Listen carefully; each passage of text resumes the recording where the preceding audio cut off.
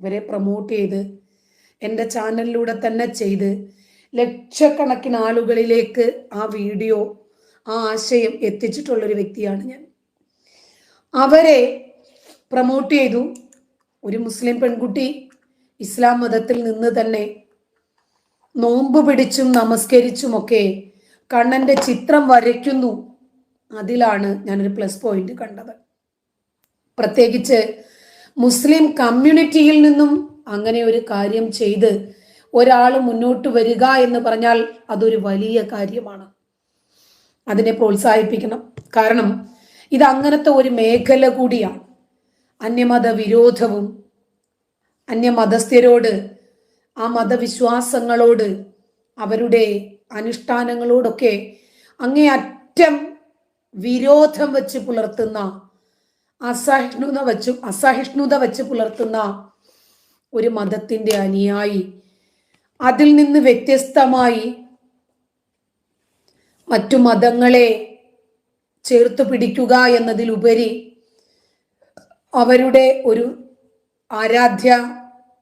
ആരാധ്യനായ കണ്ണന്റെ ചിത്രം വരയ്ക്കുക, അതൊരു വലിയ കാര്യമായിട്ട് തോന്നി. പക്ഷെ പിന്നീടാണ് അവർ ഇസ്ലാം മതത്തിൽ നിൽക്കുമ്പോഴും അവർ കൃഷ്ണന്റെ ഭക്തയാണെന്നും കണ്ണനെ അങ്ങേയറ്റം ആരാധനയോടുകൂടി നോക്കുന്നതാണെന്നും അവർ പറയുന്നു.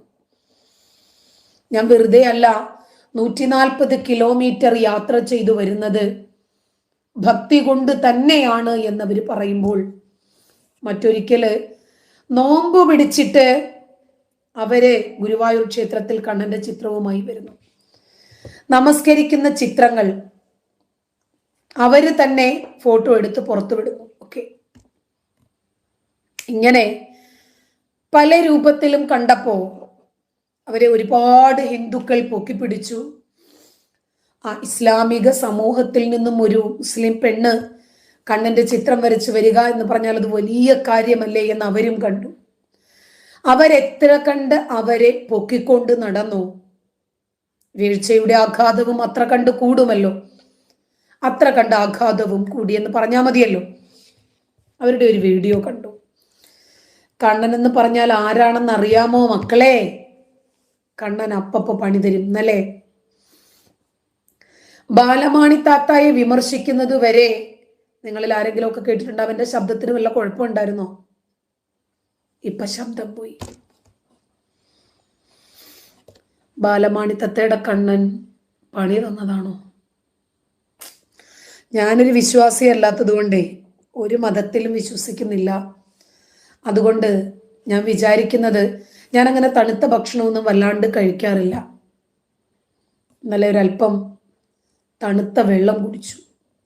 അതുകൊണ്ടാണ് ശബ്ദം പോയത് എന്ന് വിശ്വസിക്കാനാണ് എനിക്കിഷ്ടം. പക്ഷേ ബാലമണി താത്ത പറഞ്ഞത് അങ്ങനെയല്ല.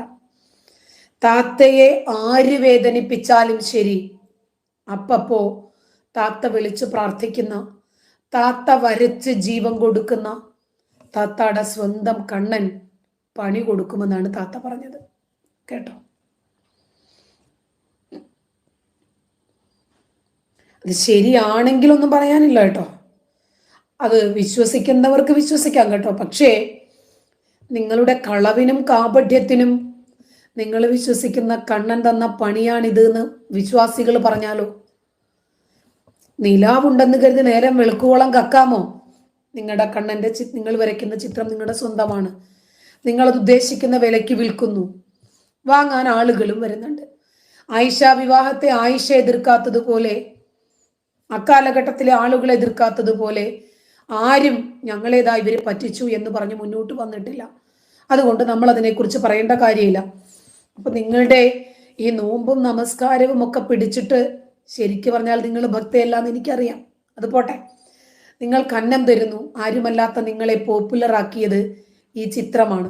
സ്വാഭാവികമാണ് അതിനോട് നമുക്കൊരു അടുപ്പം തോന്നും. അതല്ലാതെ ആരാധനയും അതൊക്കെ ചീളുകേസുക്കള, അതൊക്കെ നിങ്ങൾ പറയുന്ന കള്ളങ്ങളാണെന്ന് നമുക്കറിയാം.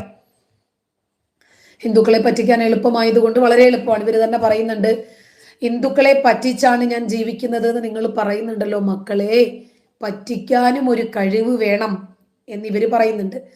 അപ്പൊ ആ കഴിവ് ഇവർക്കുണ്ടെന്ന് ഇവർ വളരെ സമർത്ഥമായി തെളിയിച്ചതാണ്. കാരണം ഹിന്ദുക്കളായ ആളുകൾ എന്നെ വിശ്വസിക്കുന്നു, ഞാൻ നിങ്ങളെ പറ്റിച്ചുകൊണ്ടിരിക്കുവാണ് കേട്ടോ എന്ന് കൃത്യമായിട്ട് അങ്ങ് പറഞ്ഞു. ഒരു സിനിമയുണ്ടല്ലോ, ഏതാണ് സിനിമയെന്ന് എനിക്ക് ഓർമ്മയില്ല, അതിനകത്ത് പരമശിവം എന്നാണ് ദിലീപിന്റെ പേര്, അതെനിക്കറിയാം. അപ്പോൾ ഇയാളൊരു അബ്കാരിയാണ്. ഇയാളെ പിടിക്കാൻ വേണ്ടി വരുന്നത് ഇയാളുടെ അനുജനാണ്. അതെന്താണ്, മറ്റേ ഇന്ദ്രജിത്ത്, അയാളൊരു പോലീസ് ഓഫീസറാണ്. അപ്പൊ അയാളോട് ഒരിക്കൽ ദിലീപ് പറയുന്നുണ്ട്, അതേടാ ഞാനാടാ പരമശിവം, പിടിച്ചോടാ എന്നെ, ഞാനാടാ പരമശിവം, പിടിച്ചോടാ എന്നെ. അപ്പോ ഇവൻ സോറി ഏട്ടാ എന്ന് പറഞ്ഞിട്ട് അങ്ങ് പോകുന്നുണ്ട്. അപ്പോ ഇവന്റെ കൂടെയുള്ള ആരാണെന്ന് എനിക്ക് ഓർമ്മയില്ല. അത് നെജില വെടി നിന്റെ തള്ള. അപ്പോ അയാള് അടുത്തുള്ള ഹരിശ്രീ അശോകൻ ചോദിക്കുന്നുണ്ട്, എടാ നീ പരമശിവം എന്തിനാടാ പറഞ്ഞിട്ട് നിന്നെ അവൻ വിളിച്ചില്ലോടാ. അപ്പോ അയാള് പറയുന്നുണ്ട്, ദിലീപ് പറയും, ചില സത്യങ്ങൾ അങ്ങനെയാടാ. എന്നിട്ട് ഒരു ഹോട്ടലിൽ താമസിച്ചിട്ട് അവിടെ നിന്ന് ഇറങ്ങിപ്പോകുമ്പോൾ ഉന്നാല മുടിയാത് തമ്പി എന്നതിനകത്ത് എഴുതി വെക്കും. ഇത് ഇയാളുടെ അനിയനാണല്ലോ ഇന്ദ്രജിത്ത്, അതുകൊണ്ട് ചില സത്യങ്ങൾ അങ്ങനെയാ. അപ്പോൾ പെട്ടെന്ന് നമ്മളത് അംഗീകരിക്കില്ല. അയ്യോ, ഒരു വൈകാരികമായ നിമിഷത്തിൽ വേദന കൊണ്ട് പറഞ്ഞതാ. അതുപോലെ നമ്മുടെ ബാലമാണി താത്ത പറഞ്ഞു, ഞാൻ ഹിന്ദുക്കളെ പറ്റിച്ചാണ് ജീവിക്കുന്നത്.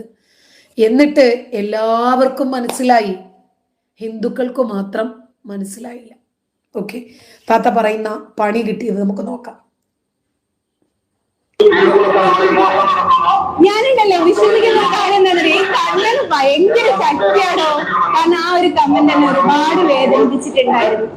അതിന് ഞാൻ പ്രതികരിച്ചൊരു വീഡിയോ ചെയ്താലോ എന്ന് വരെ ചിന്തിച്ചിട്ടുണ്ടായിരുന്നേ. അപ്പൊ ഞാൻ വിചാരിച്ചു, ഞാൻ ഒന്നിനും പ്രതികരിക്കാൻ നിന്നാ ഒരുപാട് എണ്ണത്തിന് പ്രതികരിക്കേണ്ടി.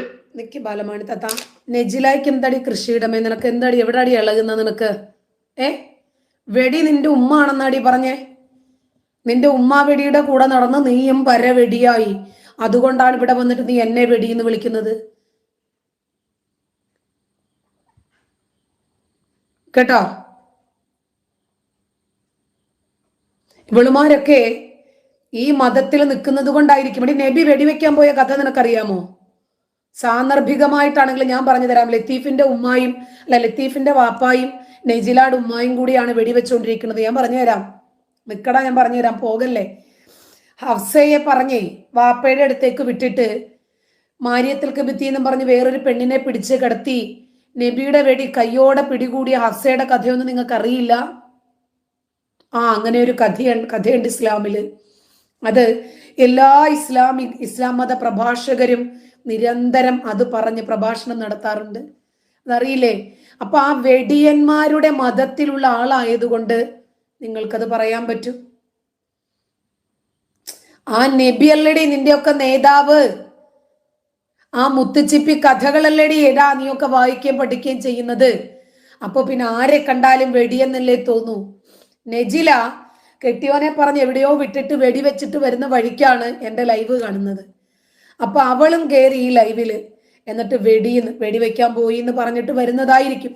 ശരി, കുഴപ്പമൊന്നും ഇല്ലടാവേ, നമ്മുടെ മതമല്ലേ, ഞമ്മന്റെ മതത്തിൽ വെടിവെക്കാൻ പോയാലും കുഴപ്പമൊന്നുമില്ല, അസ്തഗ്ഫിറുല്ലാഹ് എന്ന് പറഞ്ഞാൽ മതി കേട്ടാ. നെജില, എന്റെ തന്ത ആരാണെന്ന് എനിക്കറിയാമടി. മുഹമ്മദ് നബിയുടെ തന്ത ആരാണെന്ന് നോക്ക്.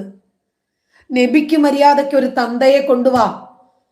സ്വന്തം തന്തയെന്ന് ആരോപിക്കപ്പെടുന്ന അബ്ദുള്ള മരിച്ചിട്ട് 2.5 വർഷം കഴിഞ്ഞിട്ടാണ് ആമിന മുഹമ്മദിനെ പ്രസവിക്കുന്നത്. എന്റെ വാപ്പ ആരാണെന്ന് എനിക്കറിയാം, എന്റെ ഉമ്മച്ചയ്ക്കും അതിൽ സംശയമില്ല കേട്ടോ. അപ്പോ ആദ്യം നിങ്ങളുടെ നേതാവുണ്ടല്ലോ, അയാൾക്ക് മര്യാദയ്ക്ക് ഒരു തന്തയെ കൊണ്ടുവാ. അപ്പൊ വെടിയെന്ന് പറയാനും എന്റെ തന്തയും തള്ളയും കുറിച്ചൊക്കെ ചോദിക്കാനും നീ വരുന്നതിന് മുമ്പ് നിന്റെ നേതാവിന്റെ തന്തയും തള്ളയെ ആദ്യം കണ്ടുപിടിക്കേ. നെജില, നിന്നെ ബ്ലോക്ക് ചെയ്ത് പറഞ്ഞു വിടാൻ എനിക്ക് അറിയാത്തത് കൊണ്ടല്ല. നെജില, നിന്നെ ഉമ്മ ചിലപ്പോ തൂറിയിട്ടതായിരിക്കും, അതുകൊണ്ടാണ് നിനക്ക് ഇങ്ങനെ വിളിക്കാൻ പറ്റുന്നത് കേട്ടോ. അപ്പൊ ഉമ്മയോട് ഒന്ന് ചോദിക്കണം, ഏവനാണ് എൻ്റെ തന്തയെന്ന്. ഇതുവരെ ചൂണ്ടിക്കാണിച്ചവൻ തന്നെയാണോ തന്ത, അതോ മറിയം ഉണ്ടാക്കിയതുപോലെ ദിവ്യ ഗർഭമാണോ എന്ന് വാപ്പായെ പറഞ്ഞ് എവിടെയെങ്കിലും വിട്ടിട്ടേ എവിടെയെങ്കിലും പോയിട്ട് കള്ളവെടി വെച്ചതാണോ എന്നൊന്ന് ചോദിച്ചു മനസ്സിലാക്കിക്കോ. ഇപ്പൊ മനസ്സിലായില്ലേ? ഇങ്ങോട്ട് കിട്ടിയാലേ അങ്ങോട്ടും കിട്ടും. നിന്റെയൊക്കെ വായിലിരിക്കുന്ന കേട്ടുകൊണ്ട് പോകേണ്ട കാര്യം എനിക്കില്ല. അതുകൊണ്ട് ഇങ്ങോട്ട് പറഞ്ഞാൽ അങ്ങോട്ട് നബിയുടെ കഥയും എടുത്ത് പറയും, ഉമ്മമാരുടെ കഥയും പറയും, നിന്റെയൊക്കെ തന്തയുടെ തന്തയ്ക്കും പറയും. കൊടുത്തു വാങ്ങിച്ചാൽ എന്ത് ചെയ്യും? മര്യാദക്ക് ഞാൻ എൻ്റെ വിഷയം പറഞ്ഞുകൊണ്ടല്ലേ ഇരുന്നത്. അപ്പൊ ഇങ്ങോട്ട് വന്നിട്ട് വെടിയെന്ന്. മുമ്പൊക്കെ ഈ മുറിയന്മാര് മാത്രമായിരുന്നു തെറി വിളിച്ചു വന്നിരുന്നത്. ഇപ്പൊ അപ്പിക്കുപ്പായക്കാരികൾ വിചാരിച്ചു എന്തുകൊണ്ടേ ഞങ്ങൾക്കും വിളിക്കാൻ പാടില്ല, കാരണം ലൈസൻസ് ഉണ്ടല്ലോ.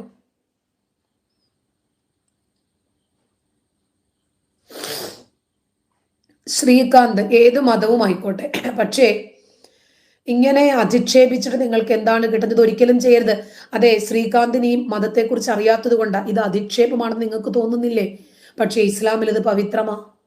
ഈ കാലഘട്ടത്തിൽ ഇത് അധിക്ഷേപമാണ് എന്ന് ഞാൻ വിളിച്ചു പറയുക. കാര്യം മനസ്സിലായോ? ഇത് ഇപ്പോ ശ്രീകാന്ത് ഒന്ന് പറഞ്ഞേ, ഈ കാലഘട്ടത്തിൽ അടിമ സമ്പ്രദായമുണ്ടോ? ഒരു ഉടമസ്ഥൻ, ഒരു സൃഷ്ടാവ്, ആ സൃഷ്ടാവ് മനുഷ്യനെ എന്തിനാണ് അടിമകൾ ഉടമകൾ എന്ന് വേർതിരിക്കുന്നത്? ഇതൊക്കെ ശരിയാണോ?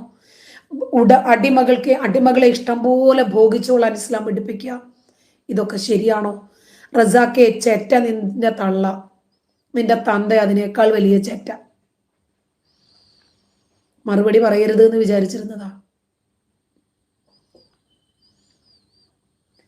പ്രത്യേകിച്ച് ഒരുപാട് ആളുകൾ എന്നോട് പറയും, നിങ്ങൾ അവരെ തെറിയൊന്നും പറയണ്ട, തന്തയ്ക്ക് വിളിച്ചു കഴിഞ്ഞാൽ കേട്ടോണ്ട് നിൽക്കാൻ പറ്റില്ലല്ലോ, അടിച്ചാൽ തിരിച്ചടിക്കണം, അത്രേ ഉള്ളൂ. ഷഡനോട് ഷാഠ്യമേ പാടുള്ളൂ എന്ന ആശയക്കാരിയാണ് ഞാൻ.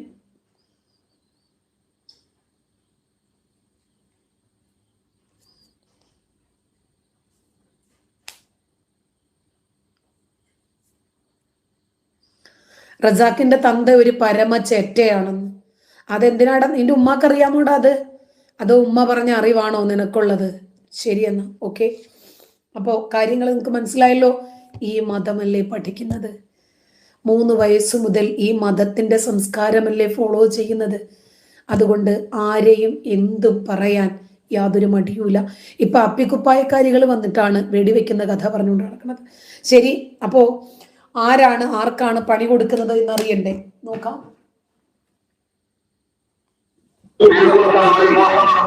ഞാനുണ്ടല്ലോ വിശ്വസിക്കുന്ന കാര്യം ഈ കണ്ണൻ ഭയങ്കര ശക്തിയാണോ? കാരണം ആ ഒരു കമന്റ് തന്നെ ഒരുപാട് വേദനിപ്പിച്ചിട്ടുണ്ടായിരുന്നു. അതിന് ഞാൻ പ്രതികരിച്ചൊരു വീഡിയോ ചെയ്താലോ എന്ന് വരെ ചിന്തിച്ചിട്ടുണ്ടായിരുന്നേ. അപ്പൊ ഞാൻ ഒന്നിനും പ്രതികരിക്കാൻ നിന്നാ ഒരുപാട് എണ്ണത്തിന് പ്രതികരിക്കേണ്ടി വരും. പക്ഷെ ഞാൻ പലരും പറഞ്ഞു കേട്ടിട്ടുണ്ട് കണ്ണന് ഭയങ്കര പവറാണ് എന്നുള്ളത്. വിശ്വസിച്ചിട്ടില്ല മക്കളെ. പക്ഷെ ഇപ്പൊ എനിക്ക് കണ്ണനായിട്ട് കാണിച്ചു തന്നു അത്. കാരണം അത്രത്തോളം വിഷമിപ്പിച്ച ഒരു കമന്റ് ആയിരുന്നു അത്. നിങ്ങൾക്കൊക്കെ എടുത്ത് നോക്കിയാൽ കാണാം. കണ്ണാ നിനക്കായി ബൈ ജസ്ന സലീം എന്നുള്ള എന്റെ യൂട്യൂബ് ചാനലിനകത്ത് എന്റെ അനിയനെ പരിചയപ്പെടുത്തുന്ന ഒരു വീഡിയോ ചെയ്തിട്ടുണ്ട്. അതിൽ ആ ലേഡിയുടെ മുഖം വരെ വ്യക്തമായിട്ട് കാണിക്കുന്നുണ്ട്. ആ ലേഡി ഇങ്ങനെയൊക്കെ പറയണ്ടേ? എന്താവശ്യമുള്ളത്? എന്തോ ആയിക്കോട്ടെ, ഞാൻ കണ്ണനെ വരയ്ക്കുക. അല്ല, ആ ലേഡി കൃഷ്ണഭക്തയാണ്. കൃഷ്ണഭക്തന്മാര് ഒരിക്കലും മറ്റൊരു ഭക്തനെ കുറ്റം പറയില്ല എന്ന് ഞാൻ കേട്ടിട്ടുണ്ട് കേട്ടോ. ഒരു കാര്യം ഞാൻ പറഞ്ഞോട്ടെ, ഞാൻ ഈ കേൾക്കുന്നതൊക്കെ യൂട്യൂബ് കാണുന്ന വീഡിയോസ് ആണ്. ഇതിലൊക്കെ എത്രത്തോളം സത്യമുണ്ട് എന്നുള്ളത് എനിക്കറിയില്ല. ഇനി ജസ്റ്റ് അങ്ങനെ പറഞ്ഞെന്ന് പറഞ്ഞാൽ അടുത്ത വീഡിയോ ആരും ഇറക്കണ്ട. എനിക്ക് കണ്ണന്റെ കഥകളും കാര്യങ്ങളും ആരും പറഞ്ഞു തരാനില്ലാത്തതുകൊണ്ട് ഞാൻ യൂട്യൂബിന്റെ അകത്ത് കാണുന്ന വീഡിയോസ് ആണ് ഇതൊക്കെ. അപ്പം അതിൽ ഞാൻ കേട്ടൊരു കാര്യമാണ് കൃഷ്ണഭക്തന്മാർ അങ്ങോട്ടും ഇങ്ങോട്ടും പരസ്പരം പാര വെക്കില്ല, കുറ്റം പറയില്ല എന്നൊക്കെ. അപ്പൊ ആ കുട്ടിക്ക് യഥാർത്ഥ കൃഷ്ണഭക്തയായിരുന്നേ. കൃഷ്ണഭക്ത എന്ന് വേണ്ട, പച്ച മനുഷ്യനായിരുന്നേ. നമുക്കൊരാൾ സഹായം ചെയ്ത് നമ്മുടെ കൂടപ്പിറപ്പ് നമ്മൾ അങ്ങനെയും നോക്കുന്നുണ്ടെങ്കിൽ, കൂടെ പിറക്കണം ഇല്ല സഹോദരി, കൂടപ്പിറപ്പ് ആവണം എന്നുണ്ടെങ്കിൽ നമുക്ക് അല്ലാതെയും നമ്മുടെ ഒരു അമ്മയുടെ വയറ്റിൽ പിറക്കാതെയും കൂടപ്പിറപ്പ് നല്ല അന്തസ്സായിട്ട് പറയാൻ പറ്റും. ആ കുട്ടി ഒരിക്കലും ചിന്തിച്ചിട്ടില്ല. അപ്പോ കണ്ണൻ ഒരു വല്ലാത്ത സംഭവമാണെന്നാണ് അവർ പറയുന്നത്. കണ്ണൻ ഉടനടി തന്നെ മറുപടി തരും അത്രേ, പെട്ടെന്ന് പണി തരും. അങ്ങനെ ജസ്നയുടെ കണ്ണൻ പണി കൊടുത്തതിൽ ഒരാൾ കൂടിയാണ് ഞാൻ. കാരണം ഇന്നലെ വരെ സൗണ്ട് ഉണ്ടായിരുന്ന എൻ്റെ സൗണ്ടേ അങ്ങ് പോയി. ഇവരെ വിമർശിച്ചതുകൊണ്ട് ഇവർ ചിലപ്പോൾ കണ്ണനോട് പ്രാർത്ഥിച്ചിട്ടുണ്ടാവും. ശരി, എൻ്റെ ശബ്ദം കളഞ്ഞ് നിങ്ങളെ പറഞ്ഞതിൻ്റെ പേരിൽ, നിങ്ങളെ വിമർശിച്ചതിൻ്റെ പേരിൽ ഒരു ബുദ്ധിമുട്ട് എനിക്കുണ്ടാക്കി നിങ്ങളെ ഇതിൽ നിന്ന് രക്ഷപ്പെടുത്താൻ പറ്റിയില്ലല്ലോ. നിങ്ങളെ രക്ഷപ്പെടുത്തുന്നതിലായിരുന്നില്ലേ നിങ്ങളത് തെളിയിക്കേണ്ടത്? ഇരിക്കട്ടെ. ഇനിയും കണ്ണൻ എനിക്ക് മാത്രമാണോ പണി തന്നത് എന്ന് നോക്കാം.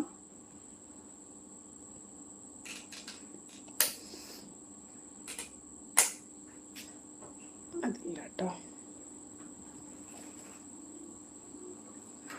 ഹലോ ഗൈസ്, നമ്മുടെ താത്ത പുതിയൊരു അവതാരത്തിന് കണ്ടുപിടിച്ചിട്ടുണ്ട്. എന്താ വെച്ചാല്, അതായത് നരസിംഹ പാർത്ഥ സാരഥി മൂർത്തി. അപ്പോ താത്താനെ ഉപദ്രവിച്ചവരെല്ലാം നരസിംഹ പാർത്ഥ സാരഥി മൂർത്തി വന്നിട്ട് കടിച്ചു എന്നാണ് പറയുന്നത് താത്ത. ആ കാരണം എന്താ വെച്ചാല് വെളുപ്പിന് 3 മണി വരെ താത്താടെ മതപരമായ എല്ലാ ചടങ്ങുകളും കഴിയുന്ന വരെ താത്ത സമയം മാറ്റി വെക്കും. അത് കഴിഞ്ഞിട്ട് താത്തായുടെ മതപരമായ ചടങ്ങുകളൊക്കെ കഴിഞ്ഞിട്ട് പിന്നെ സമയം ഉണ്ടെങ്കിൽ കണ്ണനെ ഓർത്തിട്ട് കണ്ണന്റെ കൂടിയാണ് ഫുൾ ടൈം ഇരിച്ചണെന്നാണ് പറയുന്നത് താത്ത. അപ്പൊ അതുകൊണ്ട് താത്താനെ ഉപദ്രവിച്ചവരെല്ലാം ഈ നരസിംഹ പാർത്ഥ സാരഥി മൂർത്തി വന്നിട്ട് കടിച്ചു 110%. അതുകൊണ്ട് നമുക്ക് പേടിച്ചിട്ട് പിരിക്കാൻ വയ്യ. നിങ്ങൾക്ക് അതിനെക്കുറിച്ച് എന്തെങ്കിലും അറിവുണ്ടെങ്കിൽ പറഞ്ഞു തരണം. എനിക്കും പേടിയാവുന്നുണ്ട്. പിന്നെ വേറൊരു കാര്യം പറയാനുള്ളത് എന്താ വെച്ചാല്, രാത്രി താത്താന്റെ അടുത്ത് ഓടി വരുന്ന കണ്ണന്മാർ ആരൊക്കെയാണെന്ന് നമുക്കറിയില്ല. നമുക്ക് ഗുരുവായൂർ കണ്ണനെ കുറിച്ച് മാത്രമേ നമുക്കറിയുള്ളൂ. നമ്മൾ ഗുരുവായൂർ കണ്ണനെ കുറിച്ച് മാത്രമേ പറയുന്നുള്ളൂ. ഭഗവാൻ ഒരിക്കലും പൊട്ടത്തരത്തിന് പോകുന്ന ആളല്ല. അപ്പൊ താത്താന്റെ കൂടെ വെളുപ്പിന് 3 മണിക്ക് 4 മണിക്ക് വരെ എത്രയൊക്കെ കണ്ണന്മാർ കയറി വരുന്നുണ്ടെന്ന് നമുക്കറിയില്ല. അപ്പൊ അതുകൊണ്ട് താത്തയുടെ പരിപാടിയാണ്. താത്ത ഒരു തിരക്കാണ്. താത്തയ്ക്ക് അതുകൊണ്ട് കണ്ണന്റെ കൂടെ ഇരിച്ച് 3 മണിക്ക് 4 മണിക്കൊക്കെയാണ് താത്തക്ക് ഉറങ്ങാൻ പറ്റുന്നതെന്നാണ് പറയുന്നത്. അപ്പൊ താത്ത ഒരു കാര്യം ചെയ്യ്, കസ്റ്റമേഴ്സ് ഒരുപാട് കൂടുകയാണെന്നുണ്ടെങ്കിൽ അതിനനുസരിച്ചിട്ടുള്ള സെറ്റിംഗ്സുകൾ താത്ത കണ്ടുപിടിക്കണം. അല്ലാണ്ട് പാർത്ഥസാരഥി നരസിംഹ പാർത്ഥസാരഥി മൂർത്തി വന്ന് കടിക്കുന്നൊക്കെ പറഞ്ഞാല് അത് എത്രത്തോളം ശരിയാവും നമുക്കറിയൂല. ഓക്കെ, താത്തയുടെ പുതിയ അവതാരത്തിന് എന്തായാലും നന്ദിയുണ്ട്. ഓക്കെ, ഇന്നലെ ഇവരൊരു ലൈവ് ഇട്ടിട്ട് പറയുന്നുണ്ടായിരുന്നു,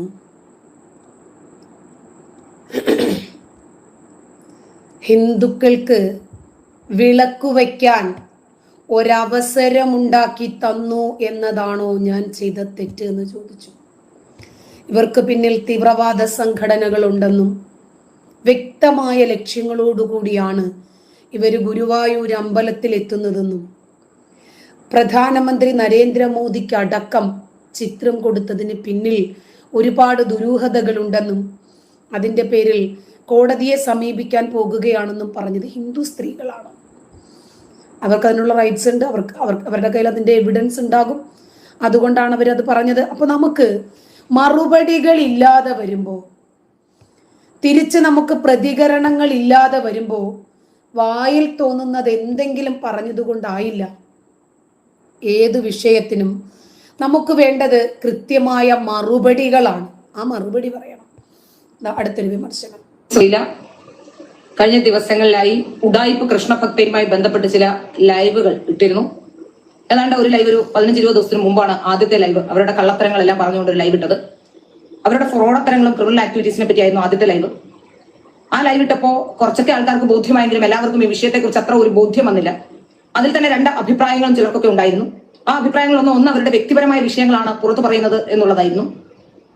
രണ്ടാമത്തേത് സ്ത്രീകൾക്കൊക്കെ എന്തോ അസൂയയും കുശുമ്പുമാണ് അവരുടെ പറഞ്ഞു വരുത്താനും ഒരു ശ്രമം ഉണ്ടായി.